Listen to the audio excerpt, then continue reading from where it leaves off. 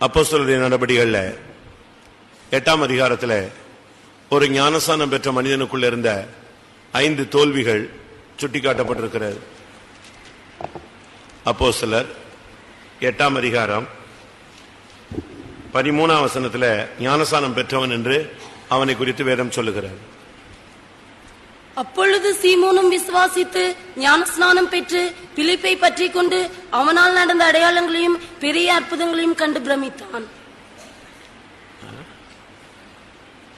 சீமோன் விசுவாசித்து ஞானஸ்நானம் பெற்றான்.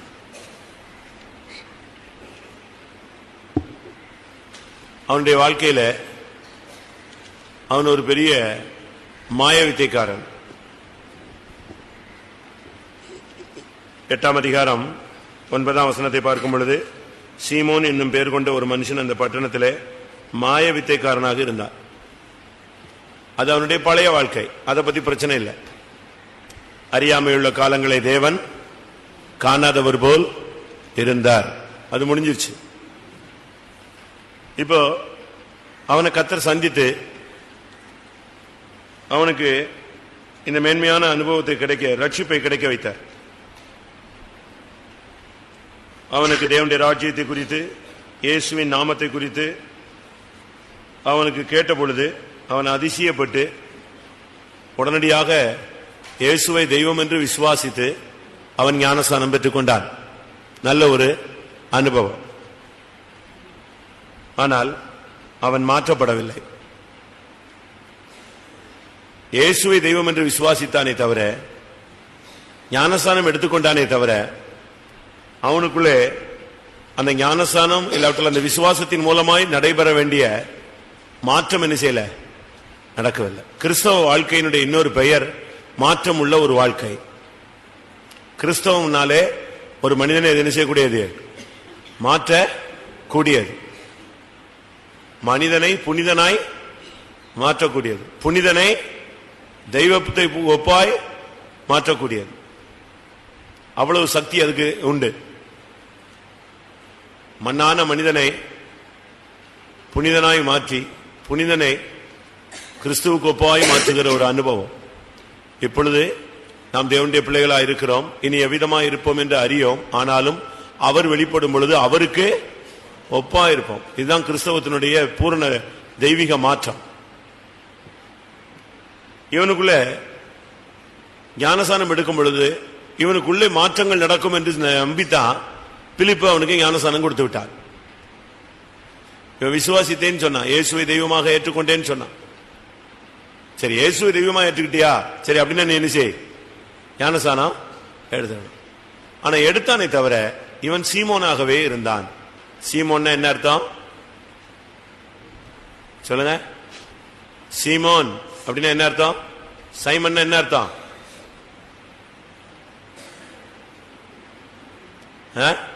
சைமன்னா சைமன், இங்கிலீஷ்ல சைமன், தமிழ்ல சீமோன் அப்படிங்கிறீங்களா? சொல்லுங்க. சீமோன் சொன்னா நாணல்னு அர்த்தம். நாணல், ரீப். நாணல் தெரியுமா? காத்தடிச்சா என்ன செய்யும், அது வாட்டுக்கு எந்த திசையில காத்தடிக்குதோ ஆடிக்கிட்டே இருக்கும். தண்ணி எப்படிலாம் போகுதோ அதுக்கேற்ற மாதிரி என்ன செய்யும், வளைஞ்சு. ஒரு நிலவரமற்ற ஒரு வாழ்க்கை, ஸ்டெடினஸ் இல்லாத லைஃப். ஒரு பிரதிஷ்டை பண்ணுவான், நாளைக்கு உடைச்சிருவான். ஒரு தீர்மானம் எடுப்பான், நைட்டே காலி ஆயிடாது.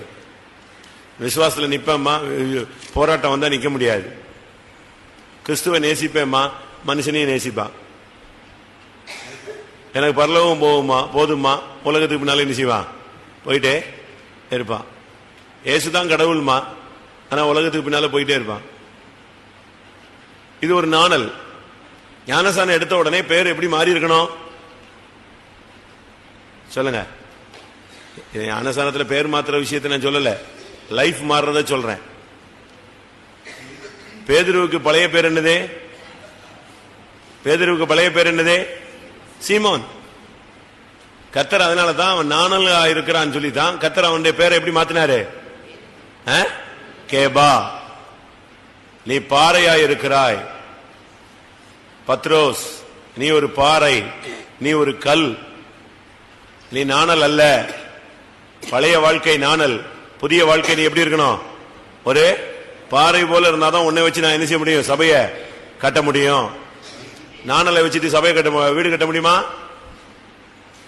கூரை போடலாம் மேல, அது கொஞ்ச நாள் கழிச்சு ஒழுகிடும், இல்ல தீப்பிடிச்சு எரிஞ்சிடும். கற்கள் இருந்தா என்ன செய்யலாம்? கட்டலாம். நல்லா புரிஞ்சுக்கோங்க. இவன் ஞானசானம் எடுத்தானே தவிர வாழ்வில் மாற்றங்கள் இல்லை. அதான் அங்க நடந்த துர்பாக்கியமான ஒரு நிலவரம். பேர் கூட அவனுக்கு மாறல, சுபாவம் மாறல. அதான் ரொம்ப முக்கியம். ஞானசானம் எடுத்துட்ட பிறகு நீ உறுதித்தன்மை உள்ளவனாய் மாற வேண்டும். ஒரு ஸ்டெடினஸ் உள்ளவனாய் என்ன செய்யணும்? மாறணும். இன்னும் அந்த பழைய வாழ்க்கையை வைக்க கூடாது. அவனுடைய வாழ்க்கையில் இருந்த 5 காரியங்கள் சும்மா, இது ஃபர்ஸ்ட் டிப்ஸ் தான் சிந்தனைக்கு. இது முதல் சுத்திகரிப்பில் முதல் பகுதியாக எடுத்துக்கொள்ளும். 1, அப்போஸ்தலர் 8ஆம் அதிகாரம் 20ஆம் வசனம். பேதுரு அவனை நோக்கி, தேவனுடைய வரத்தை பணத்தினாலே சம்பாதித்துக் கொள்ளலாம் என்று நீ நினைத்தபடியால் உன் பணம் உன்னோடு கூட நாசமாய் போக கடவது. பணத்தை நம்பினான். பணத்தை வச்சு எதையும் சாதிச்சிடலான்னு நினைச்சான். ஊழியக்காரனை விலைக்கு வாங்கிடலான்னு நினைச்சான். பணத்தை வச்சு எந்த காரியமும் சாதிச்சிடலான்னு அவன் மைண்ட்ல ஒரு எண்ணம் இருந்தது. ஏன்னா ஏற்கனவே மந்திரத்துல நல்லா சம்பாதிச்சு வச்சிருந்தான். இப்ப அந்த பணத்தை எங்க கொண்டு கொடுக்கறான்? பேதுருட்ட வந்து கொடுத்துட்டு சொல்றான், இவனுக்கே பரிசுத்தாவியே கிடைக்கல, இன்னும் பரிசுத்தாவியே பெறல. ஆனா இவன் என்ன சொல்றான்? நீங்க கை வச்சா எல்லாரும் மேலயும் ஆவி வருதே, வல்லமை வருதே, ஒரு பவர் இறங்குதே, நானும் கை வச்சா என்ன செய்யணும் எல்லாரும் மேலயும்? அப்ப இதே மந்திர வேலையை எங்கேயும் பண்ணணுங்கிற, சபைக்குள்ளேயும் மாயவத்தை வாழ்க்கை வாழணும்னு ஆசைப்படுறியா? வெளியே மாயவத்தை பண்ணிட்ட, கர்த்தர் மன்னிச்சிட்டாரு. இப்ப சபைக்குள்ள வந்து மாயவத்தை பண்ணணும்னு நினைக்கிறியா? சொல்லு. சபைக்குள்ள வந்து நீ மாயக்காரனா இருக்கணும்னு ஆசைப்படுறியா? மாயக்காரனே உனக்கு ஐயோ. அது ஒரு சப்ஜெக்ட் இருக்கு, நான் டைம் வரும்போது பேசுறேன். நீ சபைக்குள்ள வந்துட்ட பிறகு நீ நாணலா இருக்கக்கூடாது. சபைக்குள்ள வந்துட்ட பிறகு திருப்பி நீ மாயவத்தக்காரன் புத்தி காட்டக்கூடாது. அன்னைக்கு நீ பாவியா இருந்த, இப்ப ஞானசானம் எடுத்த பிறகு நீ நனைஞ்ச பாவியா மாறி இருக்க, அவ்வளவுதானே? உனக்குள்ள உண்மையான மாற்றம் ஏதாவது நடந்திருக்கா? இங்க வந்துட்டு பணத்தினால சாதிக்கலான்னு பாக்குறியா? பணத்தின் மேல உனக்கு நம்பிக்கை இருக்கா? பண ஆசை எல்லா தீமைக்கும் வேர். எனக்கு ஒண்ணுமே வேண்டாம், எனக்கு ஒண்ணுமே வேண்டாமாங்க. ஆனா கல்யாணத்துல பாருங்க, பணத்தை கேட்பான். கொடுக்கறத கொடுங்க, பிச்சை எடு. அதுக்கே இவன்ட்ட போய் கேட்கிற என்ன? கொடுக்கறத கொடுன்னு யார்கிட்ட கேட்பாங்க? நான் சொல்றது கஷ்டமா இருக்கா? உண்மையை தான் பேசுறேன். ஏன் போய் கேட்கிற? நீங்க ஒண்ணுமே கொடுக்க வேண்டாம், பொண்ணை கொடுத்தா போதும். இது வந்து ஃபர்ஸ்ட் டயலாக். அடுத்த டயலாக், உங்களால் முடிந்ததை என்ன செய்யுங்க, செய்யுங்க. அடுத்து கல்யாணம் கட்டின பிறகு நாங்க அப்படித்தான் சொல்லுவோம், உங்க அப்பன் கொடுக்க வேண்டியதெல்லாம் என்ன செஞ்சிருக்கணும், கொடுத்துருக்கணும்ல அப்படிமா. இதெல்லாம் நீ பரலோகத்துக்கு போகாததுக்குள்ள வழிமுறைகள். உன்னை சறுக்க வைக்கிற, கண்மலையில சறுக்க வைக்கிற வழிகள். இது கண்மலை ஏற்றம், மலையேற பாதை. இது உன்னை பிசாசு என்ன செய்யறான்? எபிரேயர் 13 சொல்லியிருக்கு கல்யாணத்தை பத்தி. எபிரேயர் நிருபக்காரன் எழுதிட்டே வரும்பொழுது கல்யாணத்தை பத்தி சொல்லிட்டு டக்குன்னு எதை செய்யறாரு? பண ஆசையை பத்தி பேசுறாரு எபிரேயர்ல. ஏன்னா அப்பமே கல்யாணத்துல இந்த பிரச்சனை இருந்திருக்கும் போல தெரியுது. எபிரேயர்ல 13 4, 5 வாசிச்சு பாத்தீங்கன்னா விவாகத்தை பத்தி 4ஆம் வசனத்துல சொல்லிட்டு 5ஆம் வசனத்துல சொல்றாரு, நீங்கள் பண ஆசை இல்லாதவர்களாய் நடந்து உங்களுக்கு இருக்கிறவைகள் போதும் என்று எண்ணுங்கள். கல்யாணத்துக்கு பணம் தான் முக்கியம் நினைக்காத. பண ஆசை வந்துருச்சா? வட்டிக்கு வாங்குறீங்களா? வட்டிக்கு பணத்தை கொடுக்குறீங்களா? வட்டிக்கு பணம் கொடுக்கிற விசுவாசிகள் யாராவது இருக்கீங்களா? பணத்தை வட்டிக்கு விடுறவங்க எல்லாம் இங்க ராபோஜனம் எடுக்கக்கூடாது. பணத்தை வட்டிக்கு கொடுக்கிற பார்ட்டிகள்லாம் என்ன செய்யக்கூடாது? ராபோஜனம் எடுக்கக்கூடாது. அடுத்தவன்ட்ட வட்டிக்கு வாங்குறது, விசுவாசிட்டே வட்டிக்கு வாங்குறான். இவன் வந்து வெளியே கொடுத்தா நம்பிக்கையான ஆள் எவனா ஓடிடுவான்னு சொல்லிட்டு யாருக்கு வட்டி கொடுக்கறான்? விசுவாசிக்கு. குறைஞ்ச வட்டியா. நீ கல்லர் கோய்யா மாத்திட்டிய சபைய, என் பிதாவின் வீட்டை வியாபார வீடாய் மாற்றி விட்டாயே. பண ஆசை. இவன் வந்து வீட்டுல போனா பணத்தை எடுத்தான். அது என்ன பேதுரு கை வச்சா வருது, அப்ப நம்மளும் கை வச்சா நெஞ்சிடணும், அந்த வரம் வந்துடணும். உடனே பார்த்தான், இவர் பாஸ்டர் எப்படிப்பட்ட ஆளு, காசு கொடுத்தா கிளியர் பண்ணிடுவாரோ, ரைட். உடனே நெஞ்சிட்டான், காசு தூக்கிட்டு கிளம்பிட்டானே. காசு தூக்கிட்டு வந்து பேதுரு சொல்லலாம், பேதுரு எப்படி ஆளு? அவன் சொன்னான், உன்னுடைய பணம் உன்னோடு கூட நாசமாய் போக கடவுது. முடிஞ்சு வச்சா? பணத்தை பத்தி நீ எப்படி யோசிக்கிற? பணம் எல்லாவற்றுக்கும் உதவும்.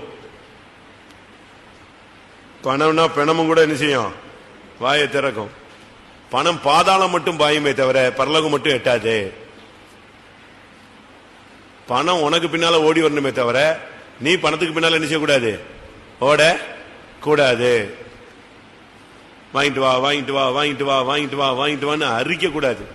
மனைவியை போட்டு போய் வாங்கிட்டு வா, ஒரு பிசினஸ் பண்ணிடலாம். நீங்க உங்க பொண்ணுக்கு தாங்க செய்றீங்க.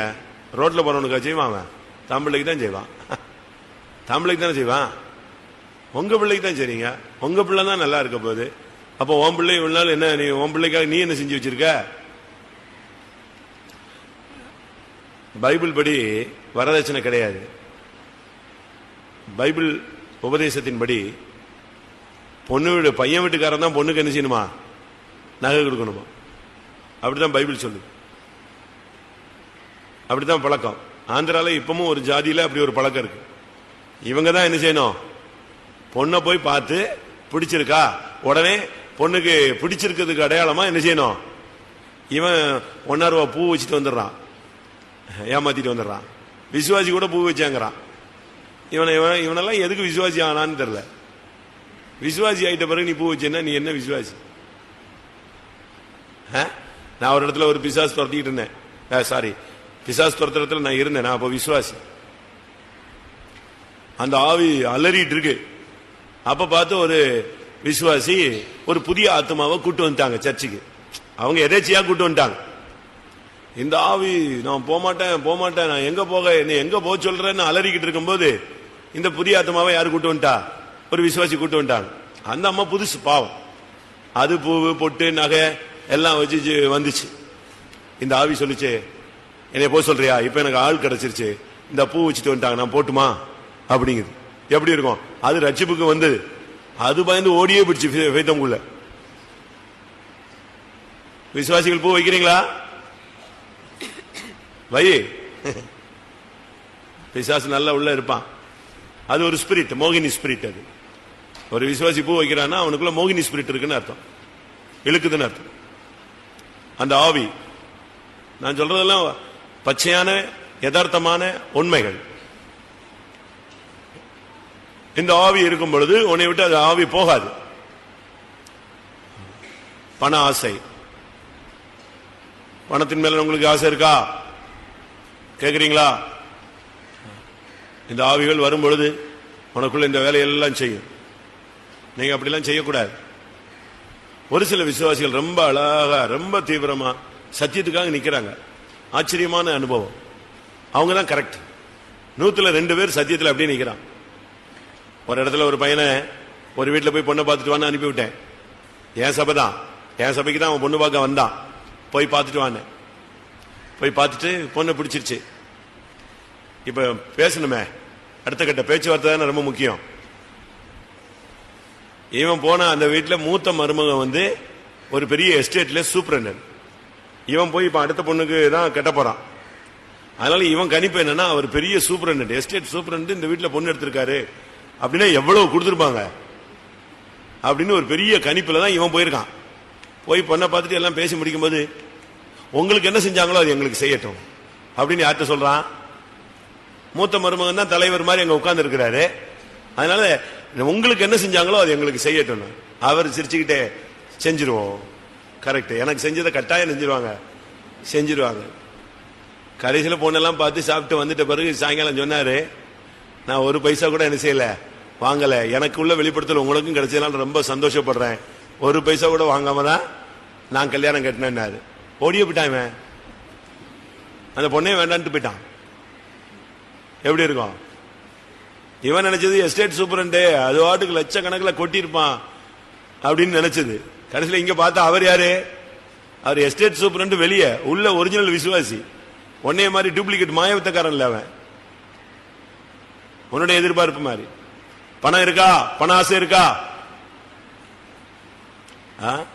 ஏன் வெளி சபையில போய் கல்யாணம் கட்டுறான்? சிபிஎம் விசுவாசி. பணத்துக்கு தான், பணத்துக்கு தான். அவனுக்கு சத்தியத்தில் பிடிப்பு இருந்தா என்ன செய்வான்? காசு இல்லாட்டாலும் பரவாயில்ல, அழகு இல்லாட்டாலும் பரவாயில்ல, படிப்பு இல்லாட்டாலும் பரவாயில்ல, ஏசு கிறிஸ்துவின் நாமத்துல கர்த்தர் எனக்கு கொடுக்கிற வாழ்க்கை போதுன்னு எடுப்பான். ரெபேக்காள் என்ன படிச்சிருந்தா? ரெபேக்காள் என்ன படிச்சிருந்தாங்க? எம்ஃபிலா, பிடெக்கா, என்னது, என்ன படிச்சா? தண்ணி எடுக்க படிச்சிருந்தா, தண்ணி கொடுக்க படிச்சிருந்தா. அப்படித்தானே? கிணத்துல தண்ணி உண்டு, வீட்டில் உள்ள மிருக ஜீவன்கள், வாயில்லா ஜீவன்களுக்கு கூட தண்ணி ஊத்துற பழக்கம் இருந்துச்சு. அதனால ஒட்டகத்துக்கு அவ என்ன செஞ்சா? தண்ணி கொடுத்தா. ஒரு டம்ளர் கேட்டா 2 டம்ளர் கொடுத்தா. ஒரு குடம் தண்ணி கேட்டா அவ ஒட்டகத்துக்கு எல்லாம் ஊத்தி கொடுத்தா. இதானே அங்க குவாலிபிகேஷனு? கஷ்டமா இருக்கா? நம்முடைய சபை விசுவாசி வெளியே போய் ஒரு பொண்ணை பார்த்துட்டு வந்தாராம். சிஎஸ்ஐல பாஸ்டர் பபிட்ட வந்து சொன்னாங்களாம், பாஸ்டர் சிபிஎம்ல பார்த்தோம் பாஸ்டர், எங்க லெவலுக்கு ஒண்ணுமே இல்ல பாஸ்டர். சரி. சிஎஸ்ஐல பார்த்தோம் பாஸ்டர். சரி, நல்லா இருந்துச்சு பாஸ்டர் பொண்ணு. சரி, எப்படி இருந்துச்சு? சிஎஸ்ஐல உங்களுக்கு பிடிச்சிருச்சா? ஆமா, கிளி மாதிரி பொண்ணு பாஸ்டர் அப்படின்னாங்க. அவனே ரைட், ஓகேப்பா, முடிச்சுக்கோன்னு சொல்லிட்டாரான். என்ன பண்றது? அவன் தான் போய் பார்த்துட்டு பிக்ஸ் பண்ணிட்டு வந்து பாஸ்டர்ட்ட சொல்றான். இவர் என்ன சொல்ல முடியும்? ரைட், உன் இஷ்டம். முடிஞ்சது கல்யாணம், வாழ்க்கை தொடங்கினது. 1 மாசம் கழிச்சுட்டு அந்த அம்மா அழுதுட்டு வந்துச்சான். என்னன்னு கேட்டாங்களாம். பாஸ்டர், அந்த சிஎஸ்ஐ பொண்ணை கட்டி நாங்க மோசமாயிட்டோம் பாஸ்டர். இவர் சொன்னாராம், கிளி தானங்க, அது கொத்துங்க, அது தெரியாதா? கிளி என்ன செய்யும்? முத்தமா கொடுக்கும். அதுக்கு அந்த பிராக்டிஸ் கிடையாது. அது என்ன செய்யும்? கிளி தானே, நீ கிளி தானே வேணும்னு கேட்டின. சிஎஸ்ஐல கிளி இருக்கு, அது கொத்துது. சரி, சாகிற வரைக்கும் வாங்கிக்கோ. கட்டிட்டு இல்ல இனிமே, இனி சாகிற வரைக்கும் கொத்திக்கிட்டே இருக்கும். கொத்திட்டு நீ வாங்கிக்கிட்டே இரு. பணத்துக்கு போறியா? பணத்தை வச்சு காரியம் சாதிக்கலான்னு பாக்குறியா? சொல்லு, உன் மனசாட்சி என்ன சொல்லுது? சத்தியம் என்ன சொல்லுது? 2வது, நான் ரொம்ப பேசுவேன். அப்போஸ்தலர் 8ஆம் அதிகாரம் 21. உன் இருதயம் தேவனுக்கு முன்பாக செம்மையாயிராதபடியால் இந்த விஷயத்திலே உனக்கு பங்குமில்லை, பாகமும் இல்லை. ஞானஸ்நானத்துக்கு முன்னால இந்த மனம் திரும்புதல் சொல்றமே, அது எங்க நடக்க வேண்டியது? இருதயத்தில் நடக்க வேண்டிய ஒரு சம்பவம். மனம் திரும்புதல் சொல்றமே, அது இருதயத்தில் உள்ள ஒரு மாற்றம். அபிஷேகம் பெற்று சவுல் வரும் பொழுது அவனுக்கு நடந்த சம்பவம் என்ன சொல்லுங்க? வேற இருதயத்தை அவனுக்கு கொடுத்தார். அதான் முக்கியம். இருதயத்தில் மாற்றம் இல்லாம ரட்சிப்பு இல்லை. அதனாலதான் சில இடங்கள்ல பிரசங்கம் பண்றாங்க பாத்தீங்களா, நல்ல இருதயம் கெட்ட இருதயம். பாத்திருக்கீங்களா? அந்த படம் சாட்டு போட்டுலாம் பிரசங்கம் பண்ணுவாங்க, பாத்திருக்கீங்களா? ஒரு புக்கு கூட இருக்கு, அழகான புக். அது யாரும் நல்ல வெளிப்படுத்தல் பெற்று அந்த இருதயத்துக்குள்ள தவளை இருக்கும், மயில் இருக்கும், பாத்திருக்கீங்களா? இப்ப அது கொஞ்சம் கம்மியாயிருச்சு. முந்தைய அந்த புக்கு அடிக்கடி என்ன செய்வாங்க? வெளியாகும். இயேசு வரும் பொழுது இந்த எல்லாம் என்ன செஞ்சிடும்? இந்த வெளிச்சம் வரும் பொழுது இந்த தவளை, இந்த பாம்பு எல்லாம் எங்க ஓடிடும்? வெளியே ஓடிடும். அதான் கரெக்ட். இவன் ஞானசானம் எடுத்துட்டானே தவிர இருதயம் என்ன செய்யல? செம்மையாய். சுத்த இருதயம் உள்ளவர்களுக்கு தேவன் நல்லவராய் இருக்கிறார். நீ நல்லா இருந்தீனா உனக்கு தேவன் நல்லவராகவே இருப்பார். இருதயத்தில் சுத்தம் உள்ளவர்கள் தான் பாக்கியவான்கள், அவர்கள் தேவனை. இருதயத்தில் செம்மை. இருதயத்தில் செம்மையா இருந்தா நீ ரதத்தில் ஏறி போகலாம். இருதயத்தில் செம்மை இல்லைன்னா நீ நியாய தீர்ப்பை பெற்றுக் கொள்ளலாம். 2 ராஜாக்கள்ல யெகூ அபிஷேகம் பெற்று வரும்போது ஒருத்தனை பார்த்து கேட்கிறான், உன்னுடைய இருதயம் என்னோட செம்மையா இருக்கா? ஆமா இருக்கு. 2 ராஜாக்கள் 10:15. அவன் அவ்விடம் விட்டு புறப்பட்ட போது தனக்கு எதிர்ப்பட்ட ரேகாபின் குமாரனாகிய யோனதாவை சந்தித்து அவனை உபசரித்து, என் இருதயம் உன் இருதயத்தோட செம்மையாயிருக்கிறது போல உன் இருதயம் செம்மையாயிருக்கிறதா என்று கேட்டான். அதற்கு யோனதாப், அப்படியே இருக்கிறது என்றான். அப்படி இருக்கிறதானால் உன் கையை தா என்று சொன்னான். அவன் தன் கையை கொடுத்த போது அவனை தன்னிடத்தில் ரதத்தின் மேல் ஏறி வர சொல்லி, போதுமா, உன் இருதயம் செம்மையா இருந்தா உன்னை ரதத்துல கர்த்தர் ஏத்துவார், தூக்கி கொண்டு போவார். உன்னுடைய இருதயம் செம்மையா இல்லைன்னா அவ்வளவுதான், உனக்கு முடிஞ்சு போச்சு. இருதயம் செம்மையா இல்லைன்னா உனக்கு சமாதானம் கிடைக்காது, ஜட்ஜ்மெண்ட் தான். அதனால இந்த விஷயத்தில் ரொம்ப கவனமா இருக்கும். உன்னுடைய இருதயம் அதுதான் ஒரு மனுஷனை தீட்டுப்படுத்தக்கூடிய சக்தி. வாசிங்க அந்த வசனம். மனுஷனுடைய இருதயத்தில் இருந்து, தெரியுமா அந்த வசனம்? மனுஷனுடைய இருதயத்திலிருந்து என்னெல்லாம் புறப்படுது பாருங்க. மார்க்கு 7:20. மனுஷனுக்குள்ளே இருந்து புறப்படுகிறதே மனுஷனை தீட்டுப்படுத்தும். எப்படியெனில் மனுஷருடைய இருதயத்துக்குள்ளிருந்து பொல்லாத சிந்தனைகளும் விபச்சாரங்களும் வேசித்தனங்களும் கொலைபாதகங்களும் களவுகளும் பொருளாசைகளும் துஷ்டதனங்களும் கபடும் காமவிகாரமும் வன்கண்ணும் தூசணமும் பெருமையும் மதிகேடும் புறப்பட்டு வரும். போதுமா? இருதயத்திலிருந்து புறப்படுகிறது. இருதயம் செம்மையா இல்லாது, இருதயம் செம்மையா இருந்தாதான் ரதத்துல போக முடியும். இருதயம் சரியில்லைன்னு சொன்னா உன்னுடைய வாழ்க்கையில மாற்றங்கள் நடைபெறலன்னு அர்த்தம். மாற்றங்கள் நடைபெறலன்னு சொன்னா உனக்கு ரொம்ப கஷ்டம். 3வது, இருதயம் செம்மையா இல்லாவிட்டால் இந்த விஷயத்தில் உனக்கு பங்கும் இல்லை, பரலோகத்துல உனக்கு பங்கும் கிடையாது, பாகமும் கிடையாது. அதனாலதான் ரதத்துல செம்மையா இருந்தா ரதத்துல ஏறு, இல்லைன்னா உனக்கு எனக்கு என்ன கிடையாது, பங்கும் இல்லை பாகமும் இல்லை. 3வது அப்போஸ்தலர் 8:22. ஆகையால் நீ உன் துர்க்குணத்தை விட்டு மனம் திரும்பி தேவனை நோக்கி வேண்டிக்கொள், ஒருவேளை உன் இருதயத்தின் எண்ணம் உனக்கு மன்னிக்கப்படலாம். பாத்தீங்களா, இன்னும் உனக்கு மன்னிப்பே கிடைக்கலையே. பாவம் மன்னிப்பே இல்லாம வாழ்க்கையை வாழ்ந்துட்டு இருந்தா எப்படி இருக்கும்? அதனாலதான் வியாதி சுகமாக மாட்டேக்கு, பிசாசு ஓட மாட்டேக்கு, பிரச்சனைகள் தீர மாட்டேக்கு. அதுவும் இங்க சொல்றாரு, ஒருவேளை உன் இருதயத்தின் எண்ணம் என்ன செய்யலாம், ஒரு பை சான்ஸ் தான். ஏன்னா நீ துணிஞ்சு வந்துட்ட தேவனுடைய சமூகத்துல தவறுக்கு, பணத்தை நம்பிட்ட. அதனால அந்த இடத்துல சொல்ல, ஒருவேளை உன் இருதயத்தின் எண்ணம் மன்னிக்கப்படலாம். ஆனா நீ ஒண்ணு செய்யணும், உன் துர்க்குணத்தை விட்டு என்ன செய்யணும், மனம் திறந்து. துர்க்குணத்துக்கு 2 விளக்கம் இருக்கு. 2 விளக்கம், பல விளக்கங்கள் இருக்கு, நான் 2 விளக்கம் சொல்றேன். துர்க்குணம் என்கிறது ஒன்று ஜென்ம சுபாவம். என் தாய் என்னை பாவத்தில் கற்பம் தரித்தாள், நான் துர்க்குணத்தில் உருவானேன். தாய் என்னை பாவத்தில் கற்பம் தரித்தாள், நான் உருவானது எப்படி, துர்க்குணத்துல தான் உருவானேன். ஒவ்வொரு மனுஷனும், நீங்களோ நானோ யாரா இருந்தால், நம்முடைய பிறப்புல பாவமும் துர்க்குணமும் சேர்ந்து இருக்கு, மனுஷீகம் இருக்கிறார். இதை விட்டு மனம் திரும்பணும். ஒன்று ஜென்ம சுபாவம். 2வது 1 கொரிந்தியர்ல 5ஆம் அதிகாரத்துல 8ஆம் வசனம். ஆதலால் பழைய புளித்தமாவோடு அல்ல, துர்க்குணம் பொல்லாப்பு என்னும் புளித்தமாவோடும் அல்ல. இந்த துர்க்குணத்தை எப்படி ஒப்பிட்டு சொல்லியிருக்கு, புளித்த மாவு. இந்த புளித்த மாவுன்னா பயங்கர மோசமானது. கொஞ்சம் புளித்தமா எல்லாத்தையும் செஞ்சிடும், புளிக்க வச்சிடும். இது நமக்குள்ள இருக்கிறதான பொல்லாத சுபாவங்கள். பாலுக்குள்ள போய் நீங்க கொஞ்சம் மோர் ஊத்தி வச்சிருங்க, என்ன ஆகும், ஒரே மோருன்னு சொல்லுவாங்க. இங்க என்ன சொல்றாங்க தெரியல. இந்த தோசை மாவுல, நல்ல மாவுல கொஞ்சம் வினிகரை நைட்டு ஊத்தி வச்சுட்டா என்ன செய்யும், நைட்டுக்குள்ள அது புத்தியை காட்டிடும். நீங்க அரைப்பான வச்சீங்கன்னா அது எப்படி வைக்கிறோம், புளிச்சு உப்ப வச்சு எங்க கொண்டுரும், வெளியே கொட்ட வச்சிரும். உனக்குள்ள புளித்த மாவு இருக்கா, ரட்சிக்கப்பட்டீங்க, கரெக்ட், ஞானசானம் எடுத்துட்டீங்க, அதுதான் எல்லா சபையிலும் கொடுத்துறானே, வந்த உடனே முக்கிய விட்டுறானே. அப்படி அல்ல, உனக்குள்ள துர்க்குணம் போயிருக்கா, இன்னும் பழைய புளிச்ச மாவு இருக்கா. புளித்த மாவுக்கு அது ஒரு பிரசங்கம் இருக்கு. ஏரோதின் புளித்த மாவு இருக்கு, ஒவ்வொரு புளித்த மாவா தனித்தனியா இருக்கு. அது உபதேசத்தில் உள்ள குறைபாடுகள் எல்லாம் ஒண்ணுதாங்க, பைபிள்லாம் ஒண்ணுதான், பைபிள் ஒரே பைபிள் தான், ஒரே இயேசு தான், நம்ம தான் பிரிச்சுக்கிட்டோம், சபையெல்லாம் ஒண்ணுதான், எல்லா நதியும் எங்கே தான் போகிறது? அது நீ எம்மதம் ஜம்மதங்கிற கேஸ்ல அர்த்தம். சாக்கடையும் தான் போய் கூவனும் கூட, சாக்கடை கூட கடல்ல தான் போய் விழுது. அப்படிலாம் நீ பேசக்கூடாது. புளித்த மாவு இருக்கா? பழைய கதைங்க ஏதாவது புளிச்சது?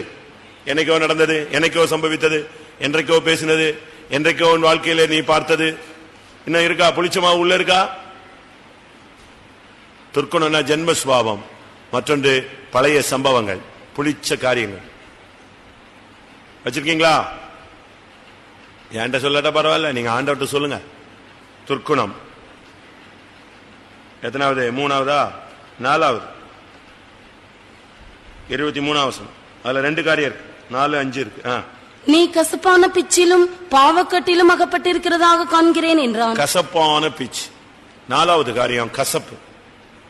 கசப்பு மனசுல வச்சுக்கிட்டே நீ செய்யக்கூடாது. கசப்பு உனக்குள்ள இருந்துச்சுன்னு சொன்னா அது உன்னுடைய ஜீவியத்தை நஷ்டப்படுத்தும். அது கசப்பான வேர் முளை தெலும்பி அநேகரை என்ன செய்யும்? கலங்கடிக்கும், கிருபையை போக்கடிக்கும், உன்னை சீர்கட்டவனாய் மாற்றும். கசப்புக்கு 3 சக்தி இருக்கு. எபிரேயர்ல 12, 16, 15, 16. ஒருவனும் தேவனுடைய கிருபையை இழந்து போகாதபடிக்கும் யாதொரு கசப்பான வேர் முளை தெலும்பி கலக்கம் உண்டாக்குகிறதுனால் அநேகர் தீட்டுப்படாதபடிக்கும் ஒருவனும் வேசிக்கலனாகவும் ஒருவேளை போஜனத்துக்காக தன் சேஷ்ட புத்திர பாகத்தை விற்று போட்ட ஏசாவை போல சீர்கெட்டவனாகவும் இராதபடிக்கும் எச்சரிக்கையா இருங்கள். இந்த கசப்பு இருந்துச்சுன்னா கிருபை போயிடும், கலக்கம் உண்டாகும், அநேகர் தீட்டுப்படுவாங்க, நீ சீர்கெட்டவனாய் மாறி போவாய், உன்னுடைய ஜீவியத்தை நீ நஷ்டப்படுத்தி விடுவாய். கசப்பான காரியங்களில் மாட்டிக்கொள்றது. யாரை பார்த்தாலும் பிடிக்கல, புருஷனை பார்த்தா பிடிக்கல, திருப்பி கடைசி வரைக்கும் எப்படி நீ வாழ்வ? மனைவியை பார்த்தா ஆகல, கடைசி வரைக்கும் எப்படி நீ ஓட்டத்தை ஓடி முடிக்க போற? பெற்றோரை பார்த்தா ஆகல, எப்படி நீ கடைசி வரைக்கும் நீ நின்று சத்தியத்துக்காக நிக்க போற? கசப்பை நீங்க வேறோட பிடுங்கணும். கசப்பை என்ன செய்யணும்? கசப்பான சூழ்நிலைகள் வர அனுமதிக்க கூடாது. அப்படி வந்தாலும் சரியான ஒப்புரவுதல் நடந்து தாழ்த்தி ஒப்பு கொடுத்து சரிப்படுத்தி சில காரியங்களை நாம் கரெக்ட் பண்ணணும். அதை நாம் செய்யாம எதையாவது ஒன்று செஞ்சிட்டு இருக்க கூடாது. கசப்பை மறுபடியும் என்ன செய்யக்கூடாது? வேரூன்றி வைக்க கூடாது. ஏதாவது கசப்பான சூழ்நிலைகள், ஏதாவது தன்மைகள் வந்துச்சுன்னா நம்ம அதை கரெக்ட் பண்ண வேண்டியது நம்முடைய கடமை. அந்த கசப்பை வச்சுக்கிட்டே வாழக்கூடாது.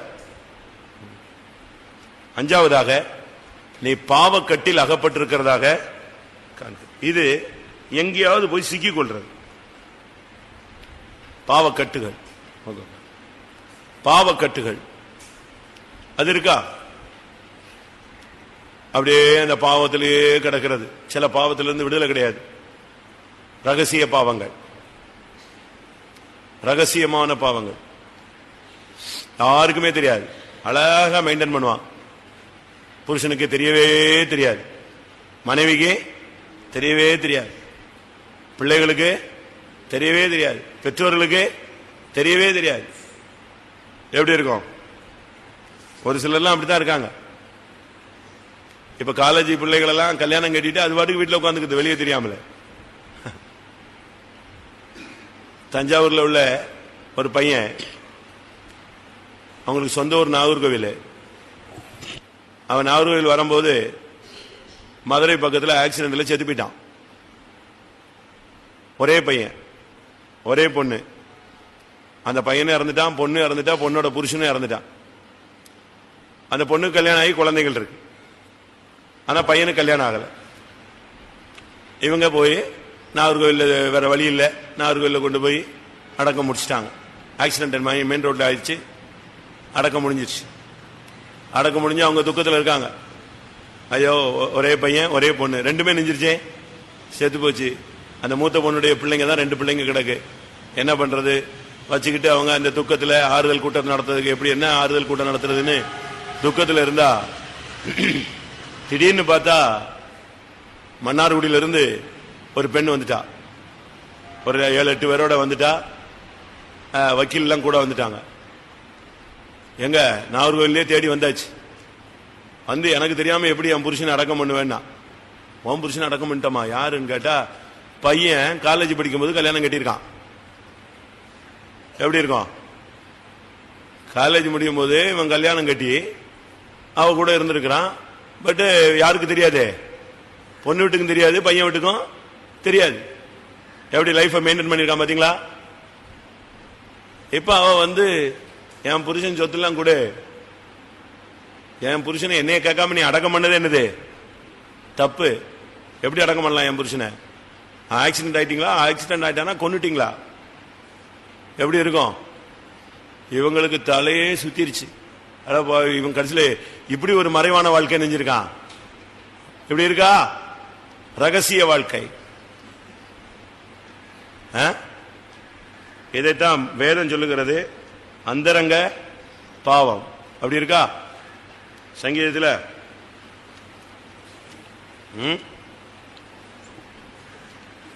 அந்தரங்க பாவங்கள் ஒரு வசனம் உண்டு. என்னுடைய அந்தரங்க பாவங்களை உம்முடைய முகத்துக்கு முன்பாக கொண்டு வந்து நிறுத்தினீர். இருக்கா? அப்படி இருக்கா? இல்ல இருக்கு. கொரிந்தியர் இல்லையா? சொல்லுங்க, சத்தமா சொல்லுங்க. சங்கீதம் 98. சங்கீதம் 98. எங்கள் அக்கிரமங்களை உமக்கு முன்பாகவும் எங்கள் அந்தரங்க பாவங்களை உமது முகத்தின் வெளிச்சத்திலும் நிறுத்தினீர். போதுமா? அந்தரங்க பாவங்களை நீ தேவ சமூகத்தில் நிறுத்தி கிளியர் பண்ணலன்னா அவர் எங்க கொண்டு வந்து நிறுத்துவாரு? அவருடைய முகத்தின் வெளிச்சத்தில் கொண்டு வந்து நிறுத்துவாரு. அந்தரங்க பாவங்கள் ஏதாவது இருக்கா? ரகசிய பாவங்கள் வெளியவே தெரியாது, ஆனா கர்த்தர் வெளியே கொண்டு வருவார். அன்னைக்கு யாருமே உனக்கு சப்போர்ட் பண்ண மாட்டாங்க. யோசிச்சு பாருங்க. பாவக்கட்டில் நீ அகப்பட்டிருக்கிறதாய் நான் காண்கிறேன். 5:1-6 சொல்லுங்க பாப்போம். 1 ஞானசானம் எடுத்தும் அவன் நானலே. அது ஃபர்ஸ்ட் பாயிண்ட் இல்லையா? அப்படி வச்சுக்கலாம். அது அவனுடைய பெயர். ஞானசானம் எடுத்து ரட்சிக்கப்பட்டு சபைக்குள்ள இன்னும் நானலாவே இருக்கியா? சொந்தக்காரனை பார்த்த உடனே அந்த சடங்கு சம்பிரதாயம், அந்த முறை, பழைய பழக்க வழக்கங்கள், உலக வழிபாடு, அதோட ஜாயின் பண்றியா? யோசிச்சு பாருங்க. 2வது, உன்னுடைய ஜீவியத்தில் பணத்தின் மேல நம்பிக்கை வச்சிருக்கிறியா? 3வது, உன் இருதயம் செம்மையா இருக்கிறதா? 4வது, உனக்குள்ள துர்க்குணம் இருக்கிறதா? 5வது, நீ கசப்பான பிச்சிலே இருக்கிறாயா? 6வது, பாவக்கட்டில் நீ அகப்பட்டிருக்கிறாயா? எல்லாரும் கண்களை மூடுவோம். கொஞ்ச நேரம், ஒரு 10 நிமிஷம் ஆண்டுடைய சமூகத்தில் நம்மை தாழ்த்தி ஒப்பு கொடுப்போம். நீங்க எல்லாம் ஞானசானம் பெற்றவங்க. ஏன்னா ஞானசானம் எடுத்தவங்களுக்கு தான் நம்ம ராபோஜனம் நினைச்சிரோம் கொடுக்கிறோம். ஞானசானம் எடுத்தவங்களுக்கு தான் நம்ம ராபோஜனம் கொடுக்கிறோம். அப்ப ஞானசானம் எடுத்தவங்களுக்கு தான் இந்த சுத்திரி கூட்டம் பயன்படும். ஆமென். எல்லாரும் தாழ்த்துவோம். ஞானசானம் எடுத்தும் இன்னும் நமக்குள்ளே நாணலை போன்ற உறுதியில்லாத தன்மைகள் இருக்கிறதா? ஆமென். எல்லாரும் கண்களை மூடுவோம். கர்த்தருடைய பாதத்தில் விழுவோம். அந்தரங்க பாவங்களுக்கு ஒரு முடிவு உண்டாக்குங்கள். கசப்பை வேரோடு பிடுங்குங்கள். புளித்த மாவை உங்களை விட்டு அப்புறப்படுத்துங்கள். அந்த புளித்த மாவு வீட்டில் இருந்தாலே அந்த ஸ்மெல் சரி இருக்காது. தின்மேல் நம்பிக்கை வைக்காது. நாணலை போல அலையாது, நாணலை போல அசையாது, நாணலை போல் வளையாதே. உன் துர்க்குணத்தை விட்டு மனம் திரும்பு. ஒருவேளை இன்றைக்கு இந்த கூட்டத்தில் உனக்கு மன்னிப்பு கிடைக்கலாம். உன் இருதயத்தின் எண்ணங்கள் மன்னிக்கப்படலாம். தாழ்த்து, முழங்காலை முடக்கு, தேவனை நோக்கி அபயமிடு. சிலுவையிலிருந்து ஒழுகுகிற இரத்தம், ஒரு துளி இரத்தம், அந்த பரிசுத்த இரத்தம் உன்மேல் தெளிக்கப்படட்டும். Praise you God. இந்த கர்த்தர் உன்னை நேசித்து உன்னை சுத்திகரிக்க விரும்புகிறார். புளித்த மாவை எடுத்து விடு, கசப்பானவரை பிடுங்கி விடு, அந்தரங்க பாவத்தை விட்டு விலகிவிடு, பண ஆசையை உன்னை விட்டு தூரப்படுத்து, அசையும் தன்மையை உன்னை விட்டு நீக்கிவிடு, உன் இருதயத்தை செம்மைப்படுத்து. ரதத்தில் ஏறி நீ பயணப்படலாம். உன் வாழ்வில் முன்னேற்றம் உண்டாகும்.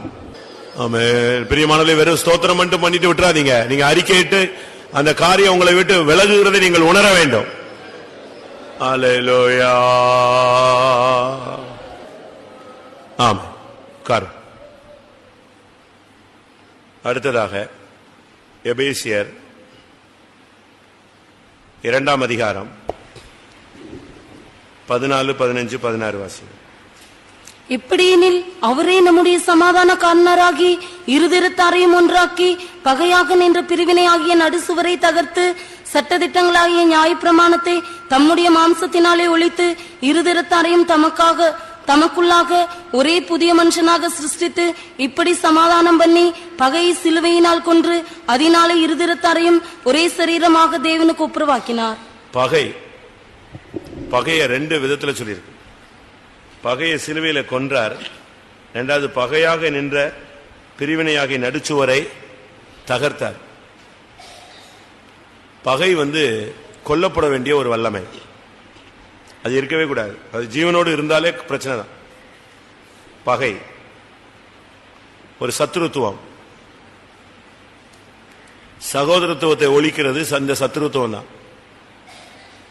இது ஒரு நடுச்சுவர், மனுஷனையும் பிரிக்கிறது, மனுஷனையும் தேவனையும் பிரிக்கிறது.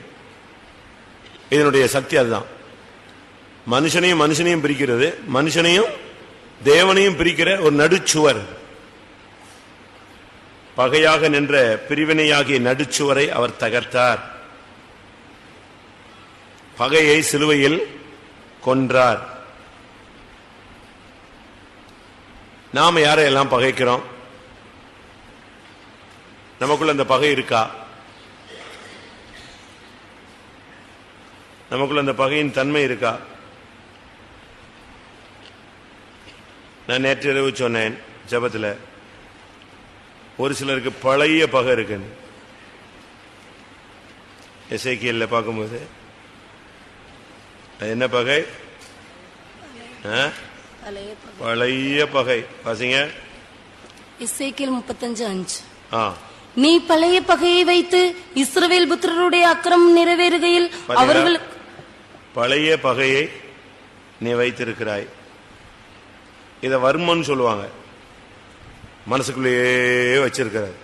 எசேக்கியேல் 35:11. நீ அவர்கள் மேல் வைத்த வர்மத்தினால், வர்மம் அப்படியே உள்ளுகிட்டே வர்மம் இருக்கும், வச்சுக்கிட்டே இருப்பான். ஒரு சிலருக்குலாம் அந்த சின்ன வயசுல எங்கேயோ அடிபட்டது வர்ம அடின்னு சொல்லுவாங்க, அது பட்டிருக்கும், வெளியே தெரியாது. இவங்க ஒரு 10, 30 வயசு 40 வயசு வரும்போது பலவீனப்படும் பொழுது அது தன்னுடைய வல்லமையை காட்டும். அது உள்ளுக்குள்ளேயே அந்த பாதிப்பு நெஞ்சது இருந்தது. அப்ப நமக்குள்ள இந்த பழைய பகை இருக்கா? நேற்று இன்னொரு வசனம் சொன்னீங்களே, 25:15. கர்த்தராகிய ஆண்டவர் உரைக்கிறது என்னவென்றால், பெலிஸ்தியர் குரோதக்காரராயிருந்து பழம்பகையால் கேடு செய்ய வேண்டும் என்று. என்ன பகை அது? பழம்பகை, பழைய பகை உள்ள வச்சுக்கிட்டே இருப்பாங்க. நமக்குள்ள அப்படி பழைய பகை இருக்கா? என்னைக்கோ நடந்திருக்கும் ஒரு சம்பவம், அது மனசுலயே இருக்கும். இப்ப இவங்களுக்கு விரோதமா செஞ்சவங்களுக்கு ஏதாவது நடந்துரும், உடனே பாத்தியா மாட்டிட்டான், பாத்தியா சிக்கிட்டான், பாத்தியா அசம்மா வரும். நினைச்சேன், ஜெபிச்சுக்கிட்டே இருந்தேன், கரெக்டா சிக்கிட்டான், இப்ப எப்படி அப்படிங்கிறீங்களா? எசேக்கியேல் 25:6. கர்த்தராகிய ஆண்டவர் சொல்கிறது என்னவென்றால், இஸ்ரவேல் தேசத்துக்கு விரோதமாக நீ கை கொட்டி உன் காலால் தட்டி வர்மம் வைத்து ஆகடியம் பண்ணினபடியினால். பாத்தீங்களா? கை கொட்டி காலால் தட்டி வர்மம் வைத்து நீ ஆகடியம் பரியாசம் பண்ணுகிறபடினால் மாட்டிக்கிட்டீங்களா? வசமா சிக்கிட்டீங்கடாப்பா. இதைத்தான் யோசிச்சோம். இப்படிப்பட்ட ஆவிலாம் உங்களுக்குள்ள இருக்கா? நமக்குள்ள இருக்கா? பழைய பகை, பழைய பகையை வச்சுக்கிட்டு பரலோகத்துக்கு போக முடியாது. திருப்பி பரலோகத்தில் கொண்டு போய் உனக்கு பக்கத்துல சீட்டு போட்டா, இந்த ராபோஜனத்துல கூட பாருங்க, இவங்க எங்க உட்காந்துருக்கான்னு பாத்துக்கிறான். இவங்க இருந்தா உடனே 3ஆவது லைன்ல போய் உட்காந்துக்கிறது, ஒண்ணும் தெரியாத மாதிரி, ரொம்ப பரிசுத்த மாதிரி. ஒரு சிலரு பகையை கரெக்ட் பண்ணதுக்கு சிந்தை இல்லாம ராபோஜனம் எடுக்காமலே நெஞ்சிடறான், ஓடிடுறான்.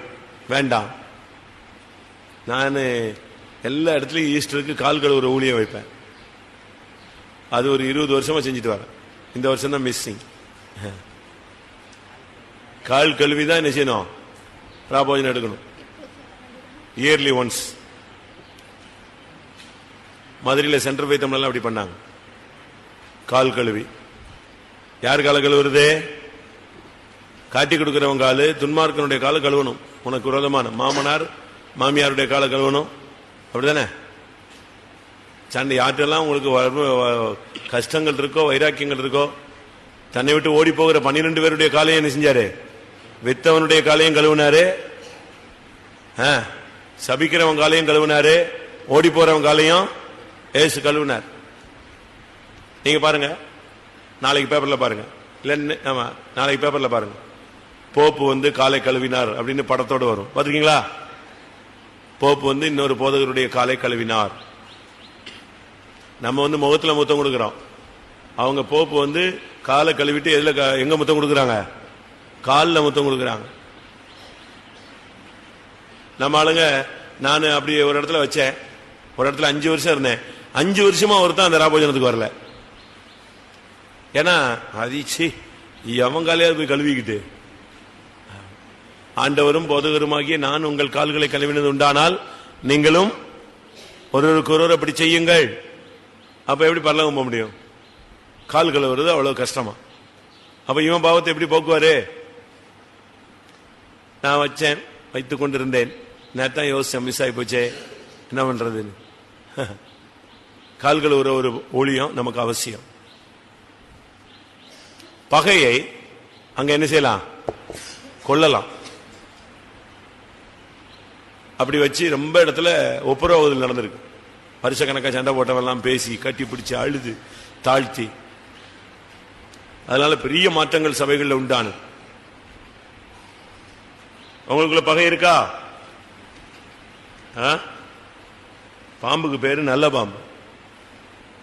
பாம்புக்கு பேர் என்னது? நல்ல பாம்பு. நல்ல பாம்புனா என்ன செய்யக்கூடாது? கடிக்க கூடாது. கடிச்சா விஷம் இருக்கக்கூடாது. அப்படிதானே? நல்ல பாம்பு கடிச்சா விஷம் இருக்கா? எல்லாமே இருக்கு.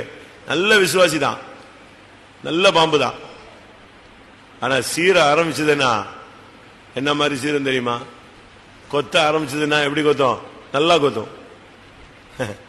விஷத்தை இறக்கிச்சுன்னா எப்படி இறக்கும்? நல்லா இறக்கும். இதுதான் நல்ல பாம்பு. அதே மாதிரி நல்ல விசுவாசி தான், நல்லா கொத்துவான், நல்லா பேசுவான், நல்லா பகையை வச்சுக்கிட்டான், ஸ்ட்ராங்கா வச்சு விஷத்தை இறக்குறான். நீங்க அப்படி இருக்கக்கூடாது. நமக்குள்ள இந்த பகையை மாற்றணும். நான் ஒரு 12 விதமான பகையை சொல்றேன் வேதத்தின் அடிப்படையில். 12 விதமான பகை. 1, ஆதியாகமம் 27:41. ஆதியாகமம் 27:41. யாக்கோபு தன் தகப்பன் ஆசீர்வாதத்தின் நிமித்தம் ஏசா யாக்கோபை பகைத்தான். மற்றவங்க ஆசீர்வதிக்கப்படுறதை பார்த்து நீங்க மற்றவங்களை பகைக்க கூடாது, பொறாமப்படக்கூடாது. அவனை கத்தர் ஆசீர்வதிச்சார்னா என்ன செஞ்சிட்டோம்? ஆசீர்வதிச்சுட்டு போ. நீங்க உடனே பொறாமப்பட்டு உடனே அவனுக்கு உனக்கும் எந்த பிரச்சனையும் இல்லையே. யாக்கோபை தன் தகப்பன் ஆசீர்வதித்ததை கண்டு ஏசா அவனை பகைத்தான். பகைச்சது மாத்திரமல்ல, சமயம் வரும்போது என்ன செஞ்சிருவேன்? கொன்னுடுவேன்னு சொன்னான். சண்டே ஸ்கூல் ஊழியத்தில் ஒருத்தர் பகைக்கிறது, ஒருத்தருக்கு திறமை இருந்தா பகைக்கிறது. நீ உனக்கு இல்லைன்னா நீ அமைதியா இருக்கணும். நீ மற்றவங்களை பார்த்து பொறாமப்படுறதோ பகைக்கிறதோ அப்படிலாம் இருக்கக்கூடாது. மற்றவங்களை கத்தர் ஆசீர்விச்சார்னா ஆசீர்விப்பார். உன்னை ஆசீர்விக்க வேண்டிய டைம் வரும்போது உன்னைய என்ன செய்வாரு? கத்தர் ஆசீர்விப்பார். மற்றவங்க நல்லா இருக்கிறத பார்த்த உடனே பொறாமை, மற்றவங்க நல்லா இருக்கிறத பார்த்த உடனே கோபம். அவங்க நல்லா ட்ரெஸ் பண்ணிட்டு போனா உடனே உனக்கு மூஞ்சி மாறுது. ஏன் மாறுது? 1.5 சேர்த்தா போட்டுக்கிட்டாங்க, 1.5 சேர்த்தா போட்டுக்கிட்டாங்க, பாரு போது பாரு அப்படிங்கிறது. அதெல்லாம் ஆவிதான், பகையின் ஆவிதான் பிரதிபலிக்குது. போறான் பாரு, வர்றான் பாரு அப்படின்னு சொல்றதெல்லாம் என்னது? மற்றவங்க உன்னை விட நல்லா இருக்கிறத பார்த்து, அவங்களுக்கு திறமை இருக்கும், கிருபை இருக்கும், தாளந்துகள் இருக்கும், கர்த்தர் அவங்கள வச்சிருக்கிறார். நீ அவங்கள பார்த்து பகைக்க வேண்டிய அவசியமே இல்ல. அவனை ஆசீர்வதிச்சா உன்னை ஆசீர்வதிக்கலன்னு சும்மா இரு. நீ அடிமையா இருந்தா அடிமையாயிரு, சுயாதீனா இருந்தால் சுயாதீனாய். கர்த்தர் உன்னை எந்த லெவல்ல வச்சிருக்காரோ அந்த லெவல்ல நீ மெயின்டைன் பண்ணிட்டு போ. அதான் ஒழுங்கு. நீ அதை விட்டுட்டு நீ எதையோ யோசிச்சுட்டு அவன் அப்படி இருக்காரு, அவன் இப்படி இருக்கான், இவன் அப்படி இருக்கான், அவன்லாம் பாரு இன்னைக்கு எப்படி இருக்கான் அப்படின்னு நீ சொல்லக்கூடாது. நீ மற்றவங்க ஆசீர்வதிக்கப்பட்டது நிமித்தம் நீ என்ன செய்யக்கூடாது? பகைக்க கூடாது. அப்படி இருக்கா உங்களுடைய? அப்படி ஒண்ணு எண்ணங்கள் இருக்கா? உங்களை விட திறமைகள் உள்ளவங்க, கிருபைகள் உள்ளவங்க, வல்லமை உள்ளவர்கள், கொஞ்சம் நல்லவங்க, அப்படிப்பட்டவங்களை பார்த்த உடனே நீ பகைக்க கூடாது. அவன் ஆசீர்வதிக்கப்பட்டானா ஆசீர்வதிக்கப்பட்ட, நீ அதை பத்தி கவலைப்படாத, நீ அதை பத்தி யோசிக்காத. அவனை பார்த்தாலே உனக்கு ஆகாது. அப்படிதானே? இரண்டாவது ஆதியாகமம் 37. டேய் யார் அவன்? உட்கார்றக்கல சோத்துல ஏறி குதிச்சுட்டு குரங்கு மாதிரி கோயில்ல. ஆதியாகமம் 37:4.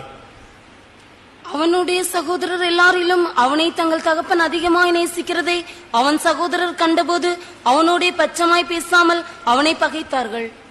அவனுடைய சகோதரர் எல்லாரிலும் அவனை தங்கள் தகப்பன் அதிகமாய் நேசிக்கிறதை அவன் சகோதரர் கண்டு அவனை.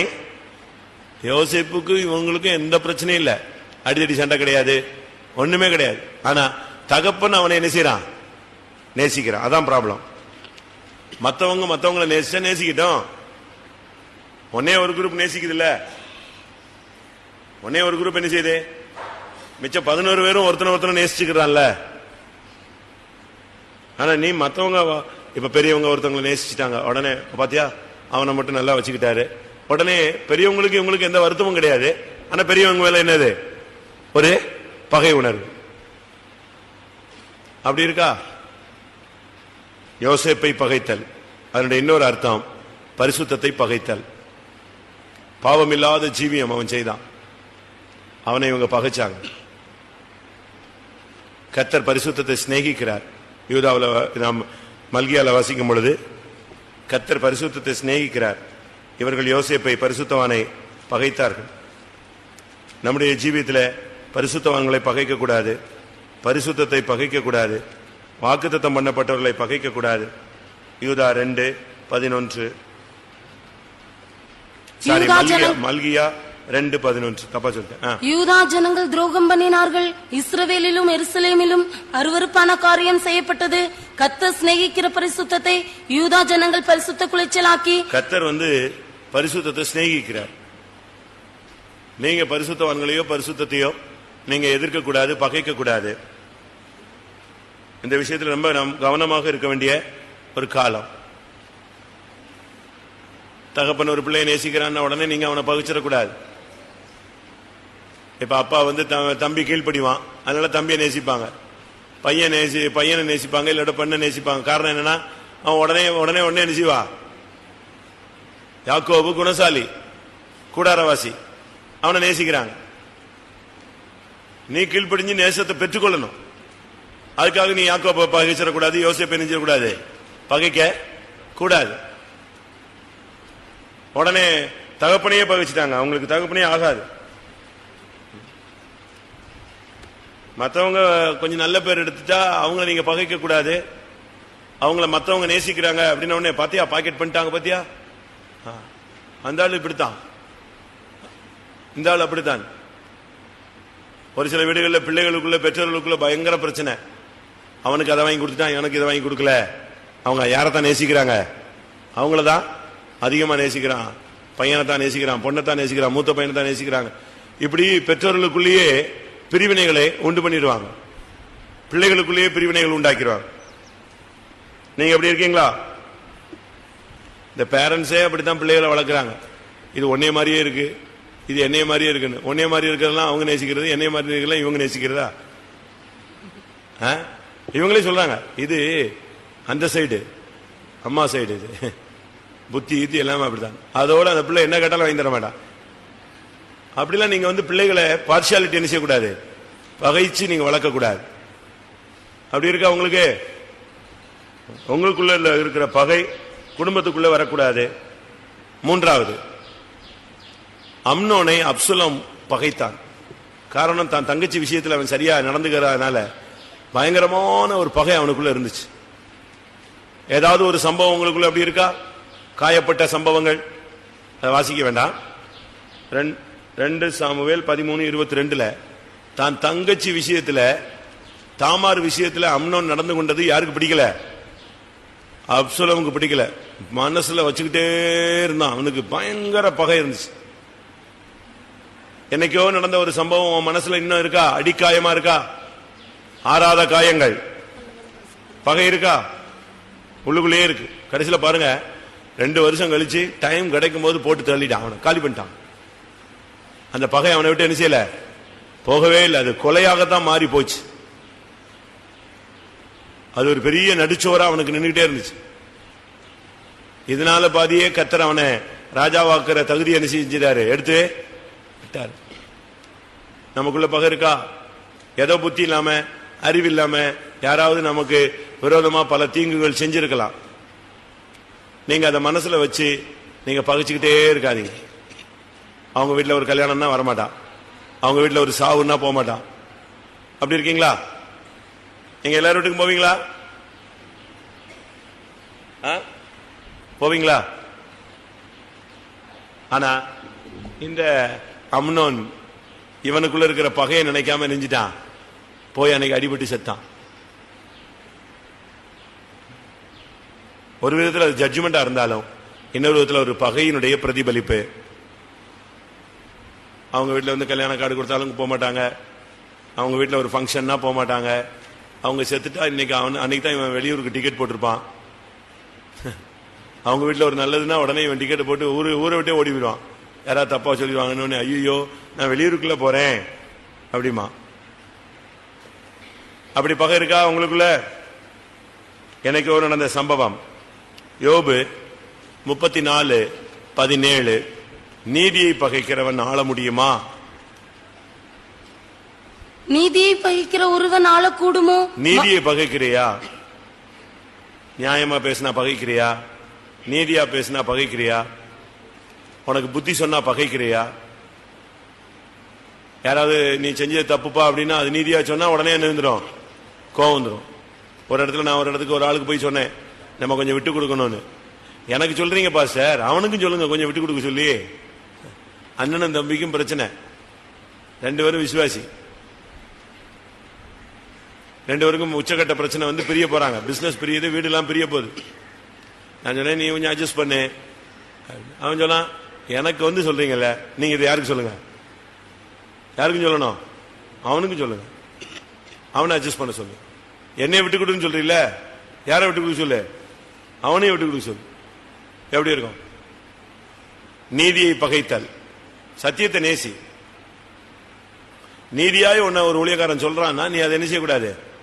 பகைக்க கூடாது. நியாயமா இருக்குன்னா அதை நீ பகைக்க கூடாது. நீதியை நீ பகைக்கிறவன் ஆள முடியாது.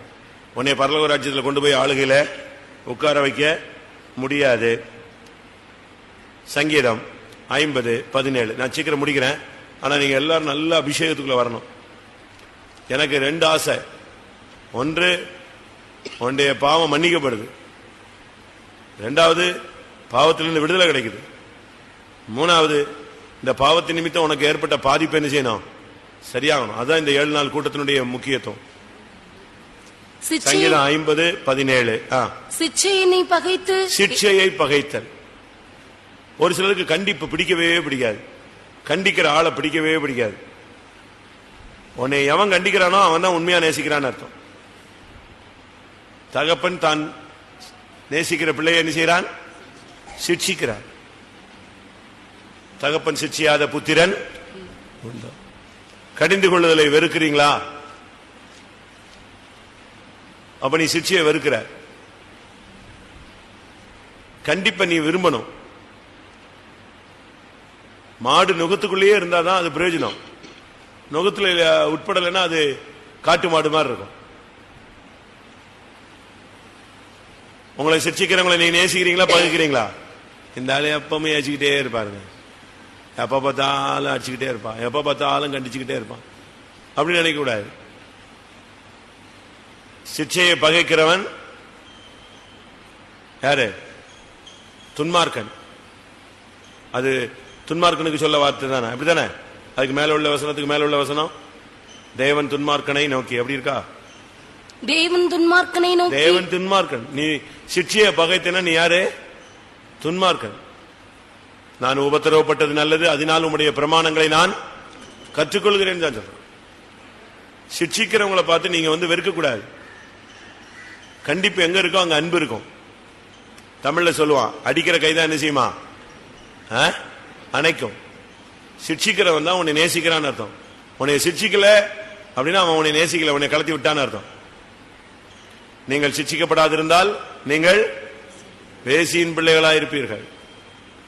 நீ இந்த சபையின் பிள்ளையா இருந்தா நீ சிட்சிக்கப்படணும். சரி, ஒரு ஊழியக்காரன் எப்படி விசுவாசியை சிட்சிப்பதே? தகப்பன் 4 அடி வெளுத்துறான்னு வச்சிருக்காங்க. ஒரு ஊழியக்காரன் எப்படி விசுவாசியை சிட்சிப்பதே? முழிக்காதீங்க, கரெக்டா சொல்லுங்க. போதக சிட்சையே ஜீவ வழி. இந்த பாஸ்டர் எப்படி பேசுறாரு? ரொம்ப டஃபா பேசுறாரு, சாபம் போடுற மாதிரி பேசுறாரு. சாபம் போடுறது இல்ல, சாபம் நான் போடுறது. என்ன போடுறது?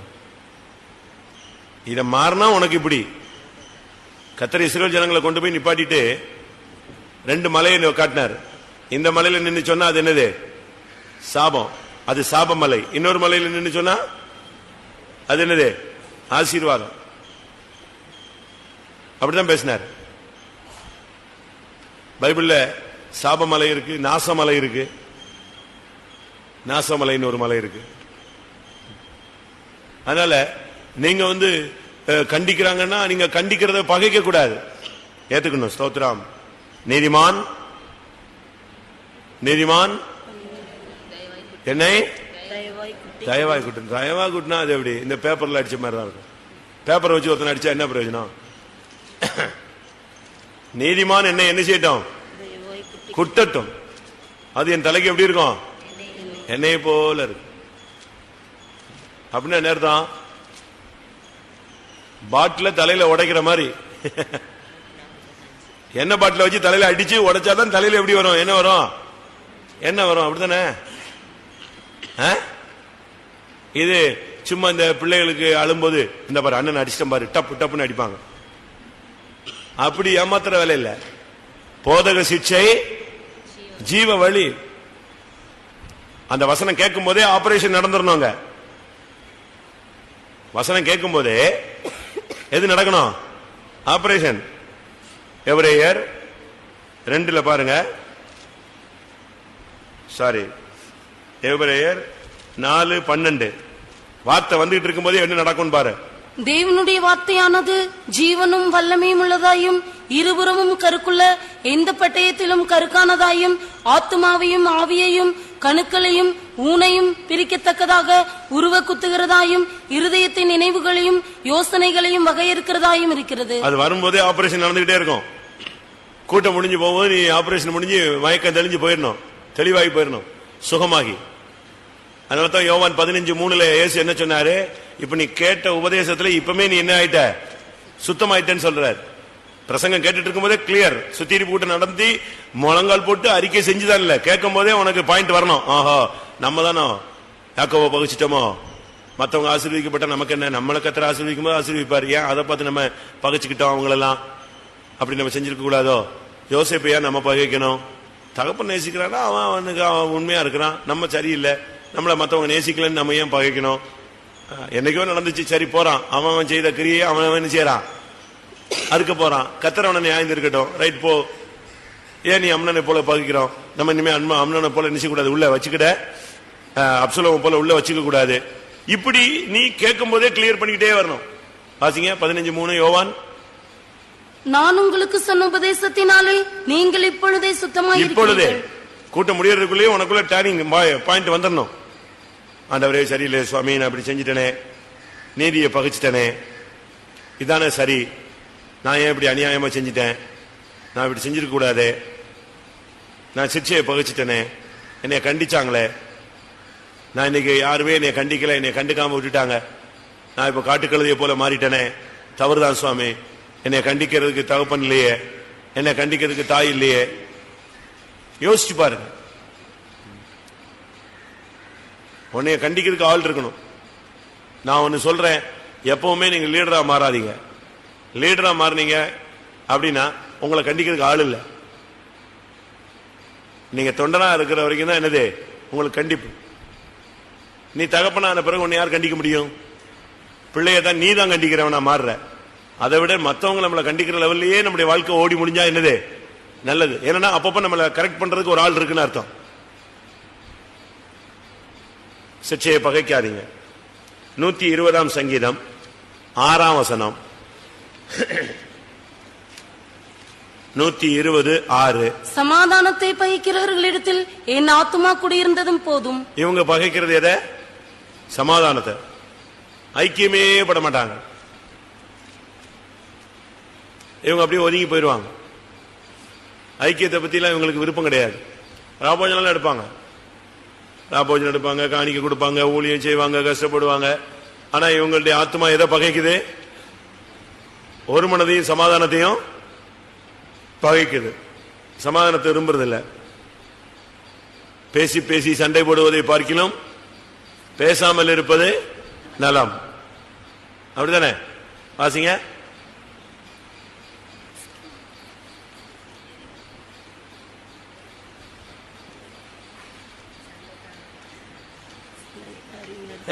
எங்க இருக்கு? எங்க இருக்கு? பைபிள்ல இருக்குது. நீங்க நீதிமொழியில தேடுறீங்க எல்லாரும். வாசிங்க பார்க்கலாம். சண்டைக்காரியோட ஒரு பெரிய வீட்டில் குடியிருப்பதை பார்க்கிலும் வீட்டின் மேல் ஒரு மூலையில் தங்குவதே நல்லது. இந்த இன்டர்பிரேஷன் நான் அந்த வசனமா சொன்னேன். பேசி பேசி சண்டை போடுவதை பார்க்கிலும் பேசாமல் இருப்பது நல்லவன். இது நீதிமொழிகள் 32:1. நீங்க வேகமா பைபிளை போறதுனால தான் சரி தேடுங்கன்னு சொன்னேன். இப்ப அநேகர் சமாதானத்தை என்ன செய்யறாங்க? பகைக்கிறாங்க. ஒப்புரவாகுதல் இன்னைக்கு ஜனங்களுக்குள்ள இல்ல. சமாதானத்தை பகைக்கிற, சமாதானத்தை பகைக்க கூடாது. ஒரு சான்ஸ் கிடைக்குதுன்னா நீ உடனே என்ன செய்யணும்? டக்குன்னு தாழ்த்திடணும், ஒப்புரவாயிடணும். இந்த சுத்திகரிப்பு கூட்டத்தை நீ சமாதானத்துக்காக என்ன செய்யணும்? பயன்படுத்து. இதோட உனக்கு கிளியர் ஆயிருக்கும். இந்த மெக்கா மதீனா போறாங்க பாத்தீங்களா, புனித பயணம், ஹஜ். அவங்க எல்லாம் போகும்போது என்ன செஞ்சாங்க? எல்லாத்தையும் ஒப்புரவாயிட்டு தான் போறான். வந்தால் சரி, இல்லாவிட்டா அப்படியே ஓட்ட முடிஞ்சா போட்டுன்னு சொல்லி. நம்ம அப்படி சமாதானம் பண்றோமா? உங்களுக்கு சமாதானம் உண்டாகுதா? சரி, 5 கூட்டம், 6வது கூட்டம் வந்தாச்சு. யாராவது போய் யார்ட்டையாவது ஒப்புரவானீங்களா சொல்லுங்க. 5 கூட்டம் முடிஞ்சிருச்சு இல்லையா? யாராவது இந்த 5 கூட்டத்தில் தொடப்பட்டு யாராவது போய் யார்ட்டையாவது மன்னிப்பு கேட்டீங்களா? ஒப்புரவாயிட்டீங்களா? நடக்கல பாத்தீங்களா? நீங்க நம்ம எல்லாருமே யாரு? சமாதானத்தை பகைக்கிறவர்கள். 10 கூட்டம் முடிஞ்ச பிறகு போலான்னு வச்சியோ, இல்ல ராபோஜனத்தில் உட்காரும்போது சோத்திர சோத்திரம் சொல்லிடலாம்னு நினைக்கிறியோ? ஒரு சிலர் என்ன சொல்றாங்க தெரியுமா? நான் சண்டையெல்லாம் போடுறதில்ல, பார்த்தா தோத்திரம் பண்ணுவேனே, தோத்திரம் பண்ணுவேன், அதெல்லாம் தோத்திரம் பண்ணுவேன். ஆனா தோத்திரம் பண்றது எதுக்கு? ஒரு ஃபார்மாலிட்டிக்கு. ஆனா உண்மையான அன்பு இல்ல. யுவதாஸ் முத்தம் கொடுத்தது கூட நல்லா தான் கொடுத்தான், ஸ்ட்ராங்கா தான் கொடுத்தான். ஆனா எதுக்கு கொடுத்தான்? ஆளை காட்டி கொடுக்கறதுக்கு என்ன செஞ்சான்? கொடுத்தான். நீங்க அப்படி செய்யக்கூடாது. சமாதானம். ஒரு சிலர் சமாதானம் நாங்க நல்லா தான் இருக்கோம். வீட்டுக்கு போய் கேளுங்க, புருஷன் மனைவி சண்டை போட்டிருப்பாங்க, என்னன்னு கேட்டா நல்லா தான் இருக்கும். அது ஒரு குரூப் இருக்கு. சமாதானம் சமாதானம் என்று சொல்லி என் ஜனத்தின் காயத்தை மேல் பூச்சாயை பூசுகிறார்கள். அது உள்ள எப்படி இருக்கு? நொதிக்கிற ரணம். வாசிங்க அந்த வசனம். சமாதானம் சமாதானம் என்று சொல்லி என் ஜனத்தின் காயங்களை மேல் பூச்சாய் பூசுகிறார்கள். வாசிங்க. சமாதானம் இல்லாதிருந்தும் சமாதானம் சமாதானம் என்று சொல்லி என் ஜனத்தின் காயங்களை மேற்பூச்சாய் குணமாக்குகிறார்கள். மேல் பூச்சாய் குணமாக்கி வச்சிருது. ஆனா உள்ளுக்குள்ள எப்படி இருக்கு? ஏசாயா 1:6 படி அது வீக்கம், சீல், ரணம். 1:6 உள்ளங்கால் தொடங்கி உச்சந்தலை மட்டும் அதிலே சுகமே இல்லை. அது காயமும் வீக்கமும் நொதிக்கிற ரணமும் உள்ளது. அது சீல் பிதுக்கப்படாமலும் கட்டப்படாமலும் எண்ணெயினால் ஆற்றப்படாமலும் இருக்கிறது. ஆனா மூடி மூடி வச்சுக்க வேண்டியதான். எனக்கு நான் விசுவாசத்துக்குள்ள வந்த புதுசுல ஒரு கட்டி வந்தது. அந்த கட்டி வந்து கொஞ்சம் கொஞ்சமா பெருசாச்சு. பெருசாகி கடைசியில் நான் என்ன பண்ணிட்டேன், அது வலிக்கும் போதெல்லாம் தடவி கொடுத்து தடவி கொடுத்து தடவி கொடுத்து அந்த பாயிண்ட் நெஞ்சிருச்சு, மூடிடுச்சு. தெரியுமில்ல, கட்டியில ஒரு முளை இருக்கும், நுனி. அது நான் வலிக்கும் போதெல்லாம் சோத்திரம் சோத்திரம் சோத்திரம் தடவி கடைசியில் அது என்ன ஆகி போச்சு, மூடிடுச்சு. கடைசியில் கட்டி பயங்கர பெருசாகி நான் பட்ட பாடு இருக்கு தெய்வீக சுகத்துல. அப்பதான் புதுசு, பயங்கர கஷ்டப்பட்டேன். ஒரு உள்ளங்கை அளவு பெருசாயிடுச்சு அந்த கட்டி. உடைச்சு விட்டு ஒரு நாள் நான் உட்கார்ந்தது உடைச்சி அந்த சீல் வடிஞ்சு நான் ஒரு டேபிள்ல உட்கார்ந்துட்டு உடைக்கிறேன் கட்டிய, கண்ணை மூடிட்டு. அது வழிஞ்சு வீடெல்லாம் வழிஞ்சு தண்ணி போற வழியா எங்க போகுது, வெளியே போச்சு. அது சீல் பிதுக்கப்படாமலே உள்ளே இருந்துச்சு. இது போல உங்களுக்குள்ள இருக்கா சமாதானம் சமாதானம் சொல்லுவீங்க, ஆனா உள்ளுக்குள்ள என்ன இருக்கும், வேற என்ன பண்றது, கல்யாணம் கட்டியாச்சு, சாகர வரைக்கும் இந்த ஆளோட தான் இருக்கணும். சோத்திரம் சோத்திரம் நல்லாதான் இருக்கும் பாஸ்டர் சொல்லி சொல்லி என்ன பிரயோஜனம். ஒரு சிலர் சொல்றாரு வந்து இதோட ஒரு 10-15 பாஸ்டர் இந்த பிரச்சனை சொல்லியாச்சுங்க, ஐயோ கேவலமா இருக்குங்க. ஏன்னா எல்லா பாஸ்டர்ட்டையும் இதே பஞ்சாயத்து தான், வீட்டுல சண்டை பிரச்சனை சண்டை பிரச்சனை சண்டை பிரச்சனை. அதனால இப்ப எப்படி இருக்கீங்க, ஒரே வார்த்தை என்னது, முந்தி வந்து பிரச்சனை பிரச்சனைன்னு பேசணும், இப்ப பிரச்சனை இருக்கு, ஆனா இப்ப நாங்க எப்படி பேசுறோம், நல்லா இருக்கும், முடிஞ்சு போச்சு. நல்லா கட்டிய பெருசாக்கி நொதிக்கிற ரணத்தை உள்ள வச்சுக்கிட்டே இருப்போம், ஒரு நாள் பிச்சுக்கும். சமாதானத்தை பகைக்க வேண்டாம். இந்த கூட்டங்கள் நிமித்தமாவது ஒருவரை ஒருவர் போய் என்ன செய்யுங்க, மன்னிப்பு கேட்டு ஒப்புரவாகுங்க. சமாதானத்தை நீங்க திருப்பி திருப்பி கெடுத்துக்கிட்டே இருக்க வேண்டாம். சங்கீதம் 129:5. சீயோனை பகைக்கிற அனைவரும் வெட்கி பின்னிட்டு திரும்ப கடவர்கள். சீயோனை பகைத்தல், இது ரெண்டு அர்த்தத்தை சொல்லுது. ஊழியர்களை பகைத்தல், அடுத்து ஊழியங்களை பகைத்தல். நமக்குள்ள ஒரு சிலரை நேசிப்போம், ஒரு சில ஊழியக்காரங்களை, இவங்களுக்கு ஏற்ற மாதிரி ஜாலரா அடிக்கிற ஆளுங்களை நேசிப்பாங்க. இவங்களை கண்டிக்கிறவங்க, இவங்க செஞ்ச தப்ப சுட்டி காட்டுறவங்க, அப்படிப்பட்டவங்களெல்லாம் இவங்களுக்கு என்ன செய்யாது, பிடிக்காது. சீயோனை பகைத்தல், நீங்க இப்படி செய்யக்கூடாதுமா, இப்படி செய்யக்கூடாது ஐயா, தம்பி நீ இப்படி பண்ணாத, அவ்வளவுதான் ஓடியே போடுவான். அப்படி பண்ணக்கூடாது. சீயோனை நீ என்ன செய்யக்கூடாது, பகைக்க கூடாது. ஊழியக்காரங்களை பகைக்காதீங்க, அதே நேரத்தில் ஊழியக்காரங்களை நேசிக்காதீங்க. இது எப்படி, இந்த கான்செப்ட் எப்படி, ஊழியக்காரனை பகைக்காதே, ஊழியக்காரனை நேசிக்காதே. நேசித்தல்ங்கிறது சும்மா மரியாதைக்குரிய நேசம்.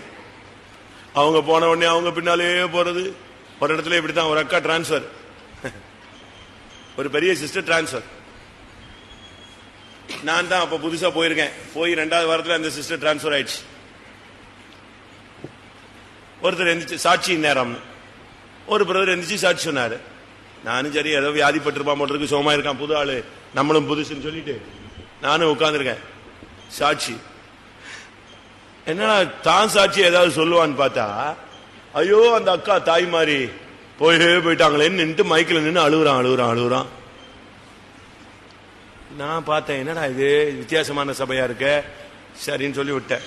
அடுத்த ஆள் இருந்துச்சு, கர்த்தருக்கு ஸ்தோத்திரம், அந்த அக்கா போயிட்டாங்க.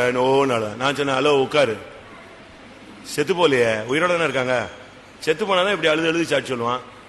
அவங்க டிரான்ஸ்பர் ஆகி போயிருக்காங்க, அதுக்கு அழுகுற, போய் உட்காரியா, இனிமே எவனும் எழும்பாத சாட்சிக்குன்னு, உட்காரு. அவங்க ஒன்னும் செத்து போல, தேவ சித்தப்படி நினைஞ்சிருக்காங்க, டிரான்ஸ்பர் ஆகி அவங்க பின்னாலேயே போயிடுறது. அவங்க இல்லைன்னா கோயிலுக்கு வர்றதில்லை. அப்படிலாம் நீ இருக்கக்கூடாது. நான் தான் சொல்றேன், சீயோனை நீ பகைக்காத, சீயோனை அதிகமா நேசிக்காத. ஊழியக்காரங்களை வந்து நீங்க வந்து ஊழியக்காரர்களாகவே பார்க்கணும், அந்த ஸ்தானத்திலேயே தான் நிப்பாட்டணும். அடுத்த ஸ்தானத்துக்கு நீ என்ன செய்யக்கூடாது, உடனே எங்க அக்கா மாதிரியே இருக்கீங்க, எங்க அண்ணன் மாதிரியே இருக்கிற, ஊழிய ஏதாவது ஊழியக்காரங்க உங்களை பார்த்து எங்க அக்கா மாதிரி இருக்கான் அண்ணன் மாதிரி இருக்குன்னா அவன் வஞ்சிக்கிறான்னு புரிஞ்சுக்க, ஏமாத்துக்காரன்னு புரிஞ்சுக்க. அந்த பிளேட்டே போடக்கூடாது. அந்த பிளேட்டே என்னது? தவறான கணிப்பு. விசுவாசிகளை பார்த்த உடனே எங்க அக்கா மாதிரி இருக்கு எங்க அண்ணன் மாதிரி இருக்கு, உடனே அவங்க வீட்டுல போய் உட்காந்து காப்பி குடிக்கிறது, சோறு சாப்பிடுறது. மற்றவங்களாம் யாரு பிசாசு மாதிரியா இருக்கு? எல்லாரும் தேவனுடைய பிள்ளைகள் தான். அப்படிலாம் நீங்க பழகக்கூடாது. ஊழியக்காரனுடைய நிழல்ல நீ இருக்கலாம், அது முள்ளு மரம். நீ சாஞ்சேன்னு என்ன செய்யும்? குத்தும். காட்டு மரங்களுக்குள்ளே கிச்சிலி மரம் எப்படி இருக்கிறதோ அப்படியே குமாரருக்குள்ளே என் நேசர் இருக்கிறார். காட்டு மரத்துக்குள்ள கிச்சிலி மரம், கிச்சிலி மரம் இயேசு, காட்டு மரம் ஊழியக்காரன். இந்த நீ அதுல என்ன செய்யலாம்? கனியை புசிக்கலாம், நிழலில் தங்கலாம், மரத்தில் சாய்ந்தால் குத்தும். வாசி உன்னத பாட்டு 2ஆம் அதிகாரம். நான் வசனம் தான் சொல்றேன். காட்டு மரங்களுக்குள்ளே கிச்சிலி மரம் எப்படி இருக்கிறதோ அப்படியே குமாரருக்குள்ளே என் நேசர் இருக்கிறார். அதன் நிழலிலே வாஞ்சையாய் உட்காருகிறேன், அதன் கனி என் வாய்க்கு மதுரமாய் இருக்கிறது. ஊழியக்காரன் இருந்து கனியை பறிச்சுக்கலாம், நல்ல சுவாவங்களை நீ கத்துக்கலாம், பிரேயர் லைஃபை பயன்படுத்திக்கலாம், உபதேசத்தை கேட்டுக்கலாம். அவனுடைய ஜபத்தின் மூலமா நீ விடுதலை என்ன செய்யலாம்? பெற்றுக்கொள்ளலாம். அவனுடைய ஜபத்தில் அந்த நிழல்ல நீ என்ன செய்யலாம்? தங்கலாம். அவ்வளவுதான். இல்ல அப்படி நான் போய் சாஞ்சிக்குவேன் அப்படின்னா முள்ளுதான், குத்தம். ஊழியக்காரங்க ஒரு சிலர்லாம் ஊழியக்காரங்கள ஒரு சிலரை நேசிப்பாங்க. அப்படிலாம் செய்யக்கூடாது. எல்லா பிள்ளைகளும் நம்முடைய பிள்ளைகள். அப்படிதான் நீங்க பரந்த மனப்பான்மையில தான் என்ன செய்யணும்? செயல்படணும். சீயோனை பகைத்தால், அடுத்து சீயோனை பகைத்தல்னா ஊழியத்தை வெறுப்பது. ஒரு சிலர் தாம் பிள்ளைகளை ஊழியத்துக்கு அனுப்ப மாட்டாங்க, சீயோனை பகைக்கிறாங்க. இது பயங்கரமான ஊழியம், அது ரொம்ப டஃப், ரொம்ப கஷ்டம், அப்படி பண்றாங்களா இப்படி பண்றாங்களா, அப்படி நடத்துறாங்களா எப்படி நடத்துறாங்களா, ஏன் உன் பிள்ளைய கல்யாணம் கட்டி கொடுத்து பாரு எப்படி நடத்துறான்னு பாரு. அவனு இதை விட மோசமால நடத்துறான் ஊழியத்துல. உலகத்துல யோசிச்சு பாரு, உலகத்துல எப்படி. இப்போ ஊழியத்தை நீ ஏன் பகைக்கிற? அது இயேசு ஏற்படுத்தின ஊழியம், அப்போஸ்தல ஊழியம். அவருக்கு தெரியாதா ஊழியத்துல கஷ்டம் இருக்குன்னு? தெரியுமா தெரியாதா? நல்ல விசுவாசினா வீட்டுல ஒரு பிள்ளையாவது ஊழியத்துக்கு கொடுத்துருக்கணும். ஒரு நல்ல விசுவாசின்னு சொன்னா தன்னுடைய வீட்டுல ஒரு பிள்ளையாவது எதுக்கு கொடுத்துருக்கணும்? ஊழியத்துக்கு கொடுத்துருக்கணும். சரி, எனக்கு ஒரே பிள்ளை தான், என்ன பண்றது? அதையும் நீ பலிபீடத்துல வச்சிருக்கணும். அதான் உபதேசம். எனக்கு தெரிஞ்சு ஒரு வீட்டில் நான் இருக்கும்போது 2வது பையன் போனான். அதே அடுத்த வருஷம் நான் தான் இருந்தேன். மூத்த பையன் போயிட்டான். அதுக்கு அடுத்த வருஷம் நான் தான் இருந்தேன். அந்த வீட்டில் இருந்து அந்த பெண் பிள்ளையும் போயிடுச்சு. 3 பிள்ளைகளையும் நெஞ்சிருச்சு, ஒழித்து போயிடுச்சு. ஏன் அந்த அம்மா அப்பாவை கவனிக்கிறதுக்கு ஆள் இல்லைன்னு நீங்க சொல்ல தெரியாதா? யோசிச்சு பாருங்க. இப்படி எத்தனையோ வீடுகள். அதே மாதிரி முதல்ல ஒரு பையன் வந்தான் ஒரு வீட்டில், அடுத்து ஒரு பொண்ணு வந்துச்சு, அடுத்து அம்மாவும் அப்பாவும் வந்துட்டாங்க. இப்படிலாம் கத்தருக்காக சேவைக்காக அவங்க எல்லாம் சீவனை பகைக்க வச்சுறாங்க. சீவனை என்ன செய்யறாங்க? நேசிக்கிறாங்க. உலகத்துல கல்யாணத்தை கட்டிக்கிட்டு நீ அவனுக்கு பஞ்சாயத்து பண்ணிட்டு நீ அலைகிறதுக்கு, அவனுக்கு செலவழிச்சுக்கிட்டு பின்னால ரோடா அலைகிறதுக்கு ஊழியத்துக்கு போனா ரொம்ப நல்லது. என்ன ஊழியத்துக்கு கேன்வாஸ் பண்றேன்னு நினைக்கிறீங்களா? உண்மையை சொல்றேன், உண்மையை சொல்றேன். சீயோனை நீ பகைத்தால் நீ ஊழியத்துக்கு பிள்ளைகளை அனுப்ப மாட்ட. அதான் பாஸ்டர் வில்சன் அன்னைக்கு சொன்னாரு பாளையங்கோட்டையில. ஒரு அவிசுவாசி தன்னுடைய பிள்ளைய ஊழியத்துக்கு அனுப்புறதுல என்ன செய்யறான்? ஒரு மற்ற மார்க்கங்கள்ல இருக்கிறவங்க இந்துக்கள் கூட தான் பிள்ளைகளை கர்த்தருடைய ஊழியம் சேவையா போட்டோம் அப்படின்னு சொல்றான். ஓரளவு விசுவாசி அவன் என்ன செய்யறான்? பாதி கொடுக்கறான், பாதியே யோசிக்கிறான். ஆனா நல்ல விசுவாசி சுத்தமா ஊழியனாலே மிரண்டு ஓடுறான். ஊழியத்துக்கு தான் பிள்ளைகளை என்ன செய்யறது இல்ல, கொடுக்கறதே இல்லை. அப்படி செய்யக்கூடாது. கேரளால ஒரு பிள்ளை ஊழியத்தில் இருந்தா, அவ தங்கச்சி ஊழியத்துக்கு வர்றா.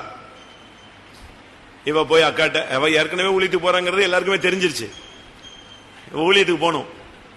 இப்ப வந்த இடத்துல ஊழியத்தில் இருக்கிற அக்காட்ட சொன்னா, நான் இப்ப இந்த வருஷம் ஊழியத்துக்கு இறங்க போறேன். ஊழியத்துக்கா? என்னைய கேட்காம நீ எப்படி வரலாம்?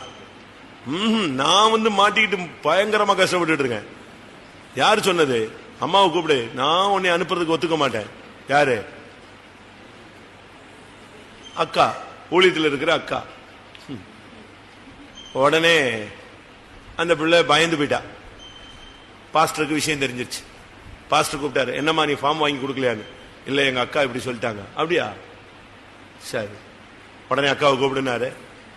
அக்கா வந்துச்சு, போய் பெட்டி எடுத்துட்டு வான்னாரு. என்னதுக்கு? பெட்டி எடுத்துட்டு வாங்க. எடுத்துட்டு வா. அதுக்கு ஒண்ணுமே புரியல. என்ன பாஸ், என்ன பாஸ்? பெட்டி எடுத்துட்டு வா. எதுக்கு பாஸ்? டிரான்ஸ்பரா?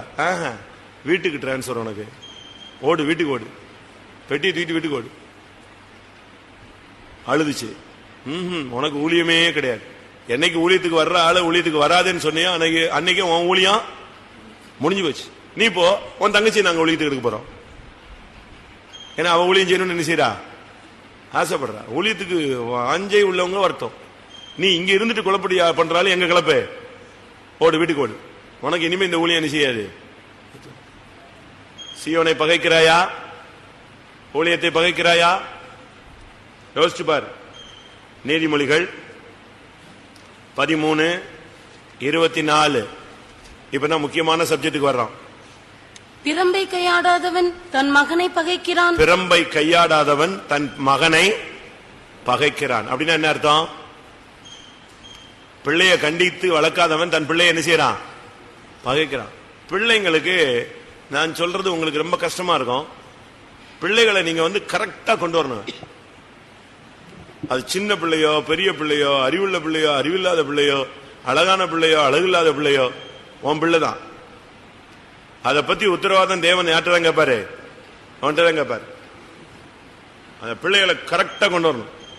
பிரம்பை கையாடாதவன் தன் பிள்ளையை பகைக்கிறான்.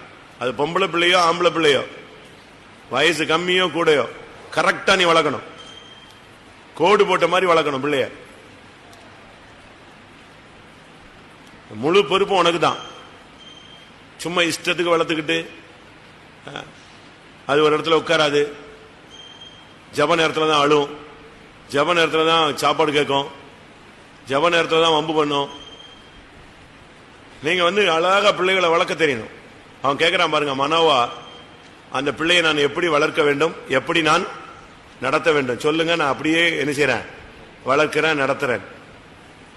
அவனை பிள்ளையானவனை நடக்க வேண்டிய வழியில நடத்து. முதிர் வயதில் அவன் என்ன செய்ய மாட்டான், அதை விடாது. பிரம்பை கையாடாதவன் தன் பிள்ளையை பகைக்கிறான். அப்ப நீ உன் பிள்ளைய கண்டிக்கலன்னா உன் பிள்ளைய என்ன செய்யற? பகைக்கிறன்னு அர்த்தம். கரெக்டா வளர்க்கணும். எப்படி பேசணும், எப்படி மரியாதை கொடுக்கணும், வீட்டுக்கு யார் வந்தா என்ன செய்யணும், எப்படி பழகணும், யார்கிட்ட பழகக்கூடாது, யாருக்கிட்ட போகக்கூடாது, யாருக்கிட்ட பேசலாம், யாருக்கிட்ட காசு வாங்கக்கூடாது, யாருக்கிட்ட காசு வாங்கலாம், அதெல்லாம் நீங்க கரெக்டா சொல்லிக் கொடுக்கணும். அது நம்முடைய வாழ்க்கையில ரொம்ப முக்கியமானது. வீட்டுக்கு வந்த உடனே எல்லாத்தையும் போய் காசு கேட்கும். பார்த்திருக்கீங்களா? சில பிள்ளைங்க அது அந்த பேரண்ட்ஸ் வந்து சரியா வளர்க்கல. வந்த உடனே தாத்தாட்ட காசு வாங்க, காசு வாங்கன்னு சொல்லி கொடுத்துருப்பான். அது வந்த வீட்டுல வந்து சொந்தக்காரன்டையும் காசு கேட்கும், அப்பா கூட வேலை பார்க்கறவன்டையும் காசு கேட்கும். ஏன்னா இப்படித்தானே வளர்த்திருக்க நீ. தமிழ்ல சொல்லுவான், முருங்கையை முறிச்சு வளரு. அதுபோல உன் பிள்ளைய கரெக்டா நீ வளர்க்கணும். வளர்த்தீங்கன்னா ஒரு அருமையான எருசலேமை உருவாக்குகிறாய், இல்லாவிட்டால் அருமையான சீயோனை உருவாக்குகிறாய். நீங்க இஷ்டத்துக்கு வளர்க்க கூடாது. நான் சொல்றது ஒரு சிலருக்குலாம் ரொம்ப கஷ்டம். நேற்றுலாம் ரொம்ப சொல்லிட்டேன், ஓவர் டோஸ். நான் அது உண்மையா சொல்றேன். சில வீடுகளில் பிள்ளைகளுக்கு இந்த டாய்ஸ் வாங்கி கொடுக்கறதே கணக்குழக்கு இல்லாத காசு. உண்மைதானே? நீ காணிக்க கூட 1000 ரூபாய் கொடுக்க மாட்டேங்கிற. ஆனா நீ உன் பிள்ளைக்கு பொம்மை மட்டும் 1000 ரூபாய்க்கு என்ன செய்யற? மாசத்துக்கு வாங்கி கொடுக்கற. பொம்மை வாங்கி கொடுக்க கூடாதுன்னு சொல்லல, ஆனா அதை வேஸ்ட் ஆக்குறத பார்த்து திருப்பி அடுத்த நாள் என்னது வேஸ்ட் தான் ஆகுறான். வேஸ்டே ஆகாத மாதிரி ஒண்ணு வாங்கி கொடுத்துரு. நீங்க ரொம்ப வீணாக்குறீங்க, பணத்தை வீணாக்குறீங்க ரொம்ப. பிள்ளைகள் விஷயத்துல Dress பாருங்க, அவங்க போடுற ட்ரெஸ் சிபிஎம் ஸ்டைலே கிடையாது தன் பிள்ளைகளுக்கு. இவங்க காலத்துல இப்படி எல்லாம் உடுத்தினாங்களா? உடுத்த முடியலன்னு வருத்தத்துல இப்படி பண்றாங்களான்னு தெரியல. போட்டு அதுக்கு இந்த என்ன ஃபேஷன் ஷோல வர்ற மாதிரி தான் 3ஆம் கிளாஸ்லயே ட்ரெஸ் பண்ணி விட்டா, திருப்பி அது 4ஆம் கிளாஸ்ல அதை தான் போடும், 7ஆம் கிளாஸ்ல அப்படித்தான் போடும். காலேஜ் வரும்போது அவ ஃபேஷன் ஷோக்கே போயிடுவா. நம்ம அப்படி போடக்கூடாது. பெண்டிகாஸ்ட் ஸ்டைலே வளர்க்கணும் பிள்ளைய. சின்ன வயசுலயே அந்த எருசலேம் சியோன் அதை நீ போதிச்சுக்கிட்டே இருக்கணும். ஊழியத்தின் அந்த இதை நெஞ்சுக்கிட்டு இருக்கணும். அதுதான் ஊட்டிக்கிட்டே இருக்கணும். நீ அந்த தாழ்மை, பாடுபடுதல், ஊழியர்களோட கீழ்ப்படிதல், இப்படி நீங்க அழகாக பிள்ளைகளை மெயின்டைன் பண்ணி கொண்டு வரணும். அப்போ அது ஒண்ணு கல்யாணம் கட்டி போனாலும் நல்ல ஒரு விசுவாசியா நிற்கும். ஊழியத்துக்கு போனாலும் நல்லா ஷைன் பண்ணும். இல்லைன்னா ஊழியத்தில் வந்துட்டு இங்கே குழம்பிக்கிட்டே கிடக்கும். கல்யாணம் கட்டி கொடுத்தா உனக்கு சிலுவையிலும் பெரிய சிலுவையா இருக்கும். அதனால நாம் பிள்ளைகளை பகைக்கிறோம் சொல்லியிருக்கேன். எப்படி பகைக்கிறோம்? சரியா வளர்க்காதனால பகைக்கிறோம். சரியா சின்ன பிள்ளைகளை கூட அழகா ட்ரைனிங். நீங்க பாருங்க, இந்த கூத்தாடிங்க பிள்ளைங்களை எப்படி கண்ட்ரோல் எப்படி வளர்ச்சிருக்கான் பாத்தீங்களா? இந்த ரோட்ல அந்த பிள்ளைங்க என்ன ட்ரைனிங் கொடுத்து அது கம்புல ஏறி போகுது பாத்தீங்களா? நான் ஒரு நாள் ஞாபகம் இருக்கா, சென்னையில சிஸ்டர்ஸை கூப்பிட்டு விட்டேன். ஃபெய்த்தம் வாசல்ல ஒருத்தன் டம் டம் டம் டம்னு அடிச்சு ஸ்டார்ட் பண்ணிட்டான் இந்த ஒரு சைடு கதவுல. நான் எட்டி பார்த்தேன், என் ரூம் மாடி. நான் எட்டி பார்த்தா அவன் 2 கம்பை நட்டி கயிறை கட்டிட்டான். எனக்கு புரிஞ்சு போச்சு, இதுல ஏதோ இப்ப வேடிக்கை காட்ட போறாங்க, வித்தியாசமான ஒரு வேடிக்கை. உங்களுக்கு நீங்களாம் பார்த்திருப்பீங்க. உடனே நான் ஃபைத்தம்ல உள்ள சிஸ்டர்ஸ் எல்லாம் இங்க பாரு, எல்லாரையும் கூப்பிட்டு விட்டேன், பாரு வேடிக்கைக்காக பிராக்டிஸ் எப்படி கொடுக்குறான் பாரு. அந்த பிள்ளை அந்த கயிறுல நடக்குது. நம்மால் ரோட்லயே ஒழுங்கா நடக்க மாட்டாங்க, கீழே விழுந்து காலை ஒடிச்சிட்டு ஜெபம் பண்ணிட்டு இருக்கோம். இந்த ஹீல்ஸ் மாட்டிக்கிட்டு பட்டக்குன்னு போய் கால் புரண்டு ஒரு நாள் ஹீல்ஸ் போட்டு 9 மாசம் படுத்து விசுவாசி பொண்ணுங்க செருப்பு போட தெரியாம போட்டு அந்த பிள்ளை கயிறுல என்ன செஞ்சது நடக்குது, அழகா நடக்குது. நடப்பீங்களா நீங்க யாராவது நடந்துருவீங்களா? 10 அடி உயரத்துல அழகா கயிறுல நடந்து பேலன்ஸ் பண்ணி அங்க போச்சு.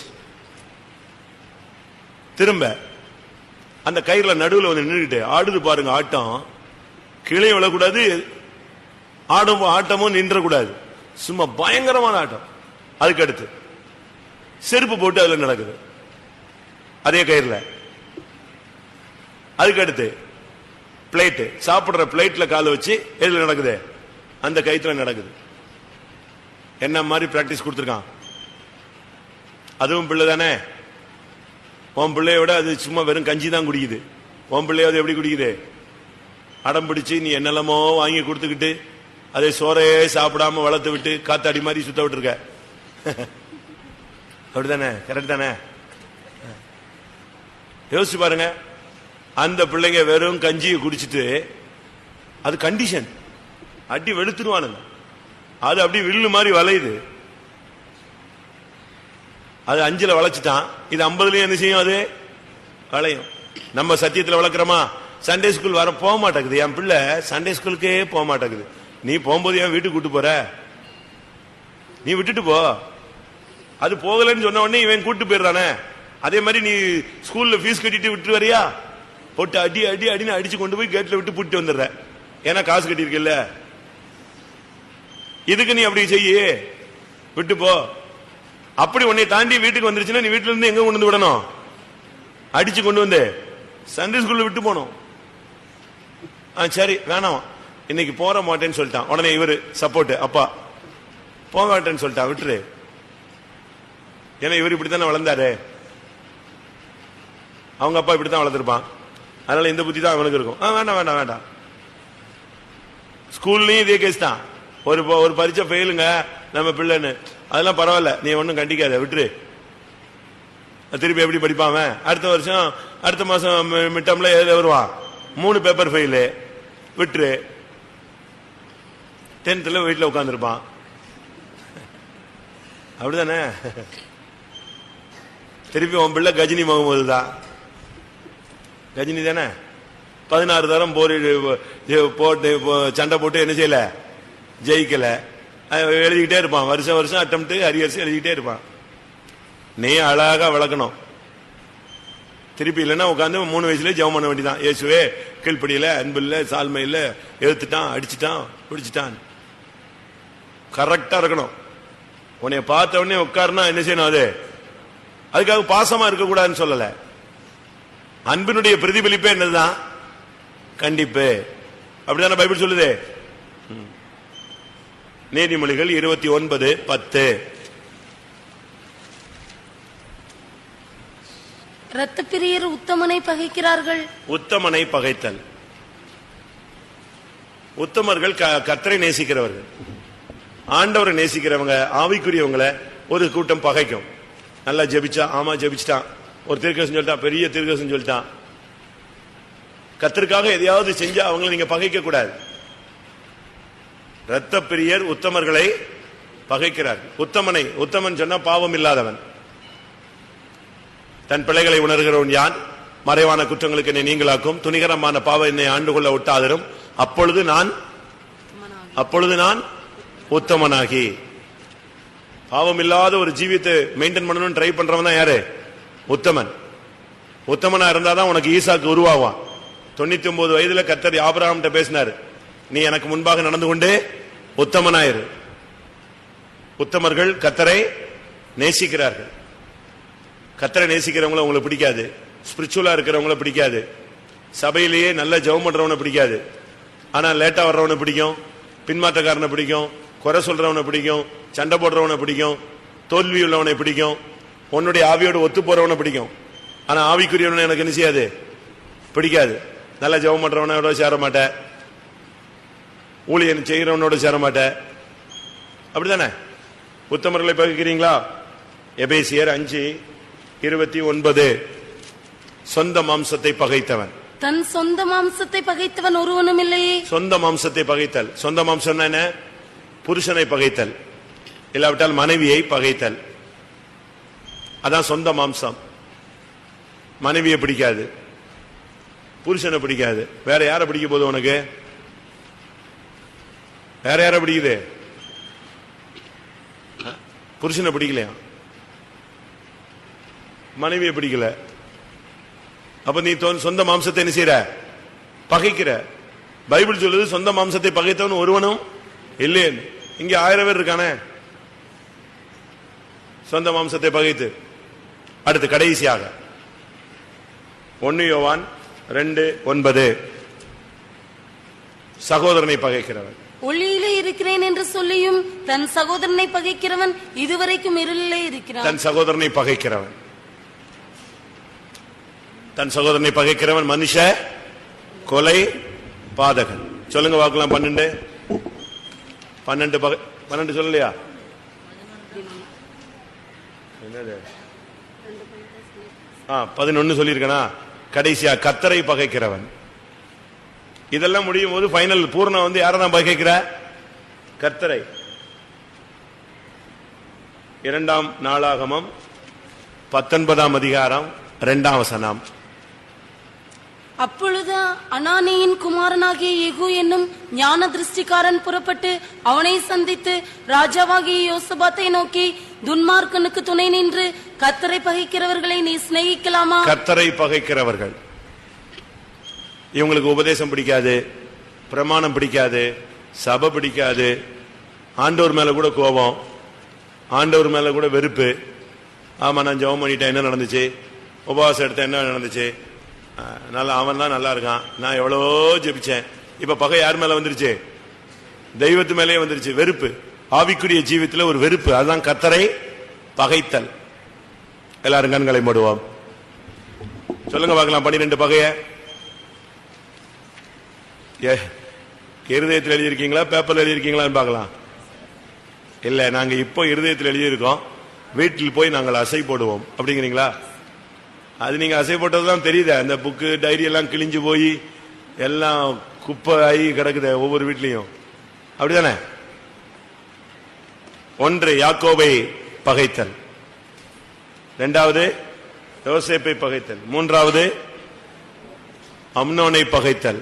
நான்காவது நீதியை நீதியை பகைத்தல், சிட்சையை பகைத்தல், சமாதானத்தை பகைத்தல், சியோனை பகைத்தல், பிள்ளையை பகைத்தல், உத்தமர்களை பகைத்தல், சொந்த மாம்சத்தை பகைத்தல், சகோதரனை பகைத்தல், கர்த்தரை பகைத்தல். இப்படிப்பட்ட பகையை வச்சுட்டு நம்ம எங்க போய் ராபோஜன் எடுக்கிறது? நான் ஜெபம் பண்ண போறேன், கர்த்தாவே இந்த 6வது கூட்டத்தோட எல்லாரும் ஒப்புரவாயிடணும். பக்கத்து வீட்டுல குழாயடி சண்டையில, மார்க்கெட் சண்டையில, அண்ணன் தம்பி சண்டையில, அக்கா தங்கி சண்டையில, ஊழியக்காரங்க சண்டை, விசுவாசி சண்டை எல்லாம் இந்த 6வது கூட்டத்தோட க்ளோஸ் ஆயிடுமா? அப்படி தீர்மானம் எடுக்கிறவங்க எல்லாம் கண்களை மூடி முழங்கால் போடுவோம்.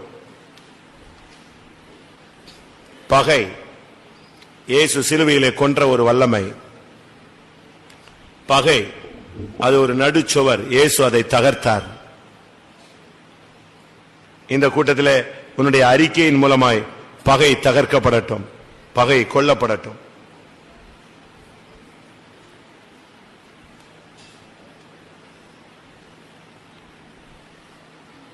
கர்த்தாவே, நான் சிட்சையை பகைத்தது தவறு, என் சகோதரனை பகைத்தது தவறு, சொந்த மாம்சத்தை பகைத்தது தவறு, நீதியை பகைத்தது தவறு, எனக்கு விரோதமாய் பேசினவர்களை நான் பகைத்தது தவறு, மற்றவர்கள் ஆசீர்வதிக்கப்பட்டதை பார்த்து பகைத்தது தவறு, மற்றவர்களை நேசிப்பதை பார்த்து நான் பகைத்தது தவறு, உம்மை நான் பகைத்தது தவறு, சமாதானத்தை பகைத்தது தவறு. இந்த 12 விதமான காரியங்களில் எந்த பகை உங்களுக்குள் இருந்தாலும் இப்பொழுது அதை கொல்லுங்கள், அந்த சுவரை உடையுங்கள். இந்த 12 எல்லாமே இருக்குன்னு சொல்ல முடியாது. ஏதாவது ஒரு காரியம் கூட நம்முடைய பகுதியில் குறைவாக இருக்கலாம், 2 காரியம் குறைவாக இருக்கலாம். முழங்கால போட்டு கத்தட்ட சொல்லு, கர்த்தாவே என்னை நீர் நேசித்தீரே, கர்த்தாவே நான் மற்றவர்களை நேசிக்க முடியவில்லையே, நான் சமாதானத்தை பகைத்து விட்டேனே சுவாமி, இன்றைக்கு நான் பகையை சிலுவையில கொல்ல வாஞ்சிக்கிறேன். ஆமென். எல்லாரும் கண்களை மூடி முழங்கால் படிட்டு வாயை திறந்து ஆமென். பகையை சிலுவையில கொல்லுங்கள். பகைக்கு ஒரு முடிவு உண்டாகட்டும். பழைய பகை வர்மம் எல்லாம் உங்களை விட்டு விலகட்டும். குடும்ப பகை, சொந்த பகை, பழைய பகை, சந்ததி சந்ததியா வருகிற பகை எல்லாம் இன்றைக்கு அழிக்கப்படட்டும். யாவரோடு சமாதானமா இருக்க நாடுங்கள். ஒரு 5 நிமிஷம் டைம். இந்த 12 காரியத்தில் எது உங்களுக்கு மேல தவறுன்னு ஆவியானவர் சுட்டி காட்டுறாரோ, உங்களுடைய மனசாட்சி எது தவறுன்னு சுட்டி காட்டுதோ அதை நீங்கள் அறிக்கையிட்டு சரிப்படுத்திக் கொள்ளுங்கள். ஹல்லேலூயா, ஹல்லேலூயா, ஹல்லேலூயா, ஹல்லேலூயா. அவர் சிலுவையில் மரித்ததின் நோக்கமே பகையை சிலுவையில் கொல்லும்படியாகத்தான் அவர் வந்து மரித்தார். பகை இருக்கிற வரைக்கும் சிலுவையிலே வெற்றி சிறந்த நோக்கம் நிறைவேற்றப்படாமல் போய்விடுகிறது. அவருடைய சிலுவையின் மரணத்தினுடைய பிரதிபலிப்பு உன்னுடைய வாழ்க்கையில் வெளிப்பட வேண்டுமானால் உனக்குள்ள இருக்கிற பகை இன்றைக்கு அழிக்கப்பட வேண்டும். அது ஒரு நடுச்சுவர், அதை இயேசு தகர்த்தார். இன்றைக்கு நீ பகையை தகர்ப்பாயாக. இயேசு செய்த அதே காரியத்தை நீ இன்றைக்கு செய்ய வேண்டும். அந்த நடுச்சுவரை தகர்த்துப்பார், உன் வாழ்க்கையிலே முன்னேற்றம் உண்டாகும். அதுதான் உன் வாழ்வின் முன்னேற்றத்தை தடுக்கிற நடுச்சுவர். உன் ஜெபம் கேட்கப்பட முடியாதபடி உனக்கும் தேவனுக்கும் நடுவே நிற்கிற நடுச்சுவர் அதுதான். உன் வாழ்க்கையில், ஊழியங்களில், உன் குடும்பத்தில், உன் தொழிலில் முன்னேறி போக முடியாமல் தடுக்கிற நடுச்சுவர் அதுதான். இன்றைக்கு இந்த அறிக்கையின் மூலமா இந்த நடுச்சுவரை நீ தகர்க்கிறாய். ஒரு அபிஷேகம் வரும், நீ முன்னேறி செல்ல முடியும். ஹல்லேலூயா, ஆமென். வேதத்தின் வசனத்தில் சொல்லப்பட்ட சில பகையின் அனுபவங்கள் எனக்குள் இருப்பதை நான் தேடி கண்டுபிடித்தேன். அப்படி என்று ஒத்துக்கொள்ளுகிறவர்கள், அதிலிருந்து விடுதலை பெற வாஞ்சிக்கிறவர்கள் எழும்பி அறிக்கையிடலாம். நாணலை போல இருந்தால், இருதயம் செம்மையாயிராவிட்டால், கசப்பான பிச்சில் அகப்பட்டிருந்தால், பாவக்கட்டில் அகப்பட்டிருந்தால், புளித்த மாவையாகிய துர்க்குணம் உங்களுக்குள் இருந்தால், பணத்தை நம்பி இருந்தால், நீங்கள் எழும்பி அறிக்கையிடுங்கள். சமாதானத்தை பகைத்து, சிட்சையை பகைத்து, நீதியை பகைத்து, தேவனை பகைத்து, சொந்த மாம்சத்தை பகைத்து, சகோதரனை பகைத்து, ஆவிக்குரிய ஜீவியத்தை பகைத்து, யாக்கோபை பகைத்து, யோசேப்பை பகைத்து, அம்னோனை பகைத்து இந்த பாதையிலே நீ பயணப்பட முடியாது. அப்படியானால் உன்னுடைய பயணம் வேறு பகுதிக்கு போய் சேர்ந்துவிடும். உன்னுடைய இலக்கை நீ தொட முடியாது. இன்றைக்கு நீ உன்னுடைய அறிக்கை செய்யும் பொழுதே பகையை நீ தகர்க்க வேண்டும், கொல்ல வேண்டும். உன் வாழ்க்கையின் நடுச்சுவர் தகர்க்கப்படட்டும், தடை செய்கிற வல்லமைகள் நொறுக்கப்படட்டும். ஒவ்வொரு அறிக்கையிலும் ஒவ்வொரு பகை உடையணும். நேரத்தை பயன்படுத்திக் கொள்ளுங்கள். எழும்பி அறிக்கை செய்து உங்களை தேவனோடு ஒப்புரவாக்கிக் கொள்ளுங்கள். நீ கூட்டம் முடிஞ்சு போகும்போது இன்னும் உனக்குள்ள பகை இருக்குன்னு ஆவியானவர் சொல்லக்கூடாது. ஆமா, சவுல் பெலிஸ்தரை கொண்டதினால் அவனுக்கு நல்ல மேன்மை கிடைத்தது. சூழ்நிலை மாறின பொழுது அதே பெலிஸ்தரின் தேசத்திலே அவன் போய் வாழ்ந்து கொண்டிருந்தான். அதான் அபிஷேகத்தில் உள்ள தெய்வீக வல்லமை. அதே பெலிஸ்தருடைய ராஜாக்களுடைய இடத்திலேயே போய் அவர்களோடு சமாதானமாய் வாழ்ந்து பழகினான். அபிஷேகம் அவனை அப்படி வழி நடத்தினது. சவுல் அவனை துரத்தி விட்டான், சவுல் அவனை பகைத்தான். ஆனால் இவனோ போய் பெலிஸ்தரோடு வாழ்ந்து கொண்டிருந்தான். அபிஷேகம் அவனுக்குள்ளே அப்படிப்பட்ட சுபாவத்தை உருவாக்கி இருந்தது. அபிஷேகம் பகையை கொல்லக்கூடிய சக்தி உள்ளது.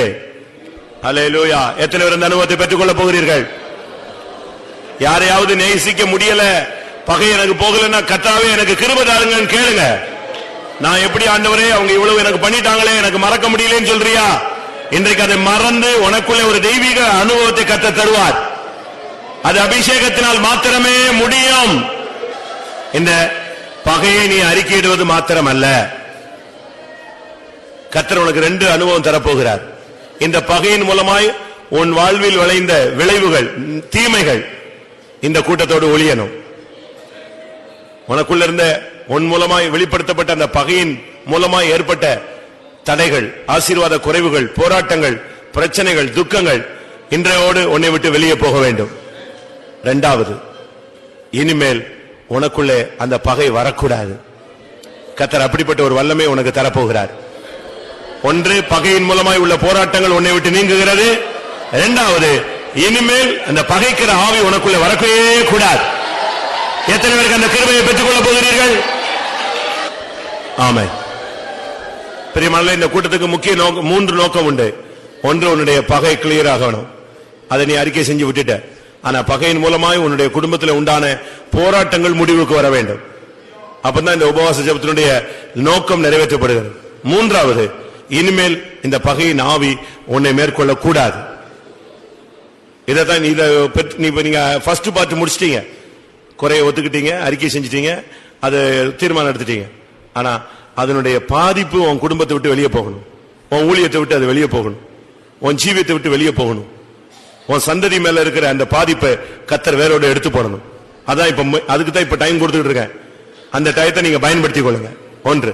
2வது, இனிமேல் இப்படிப்பட்ட பகையின் ஆவி உனக்குள்ள இடம் கொடுக்காத அளவு உனக்குள்ள ஒரு அபிஷேகத்தின் அக்னி பதில் பாதுகாப்பு உனக்கு வேணும். இனிமேல் அந்த சூழ்நிலைகள் வரும் பொழுது நீ அழகா ஜெயிக்கணும். அந்த பகையே உனக்குள்ள அந்த பகை உணர்வே இருக்கக்கூடாது. அதை வேரோடு பிடுங்கிறது தான் இந்த அபிஷேகத்தினுடைய நோக்கம்.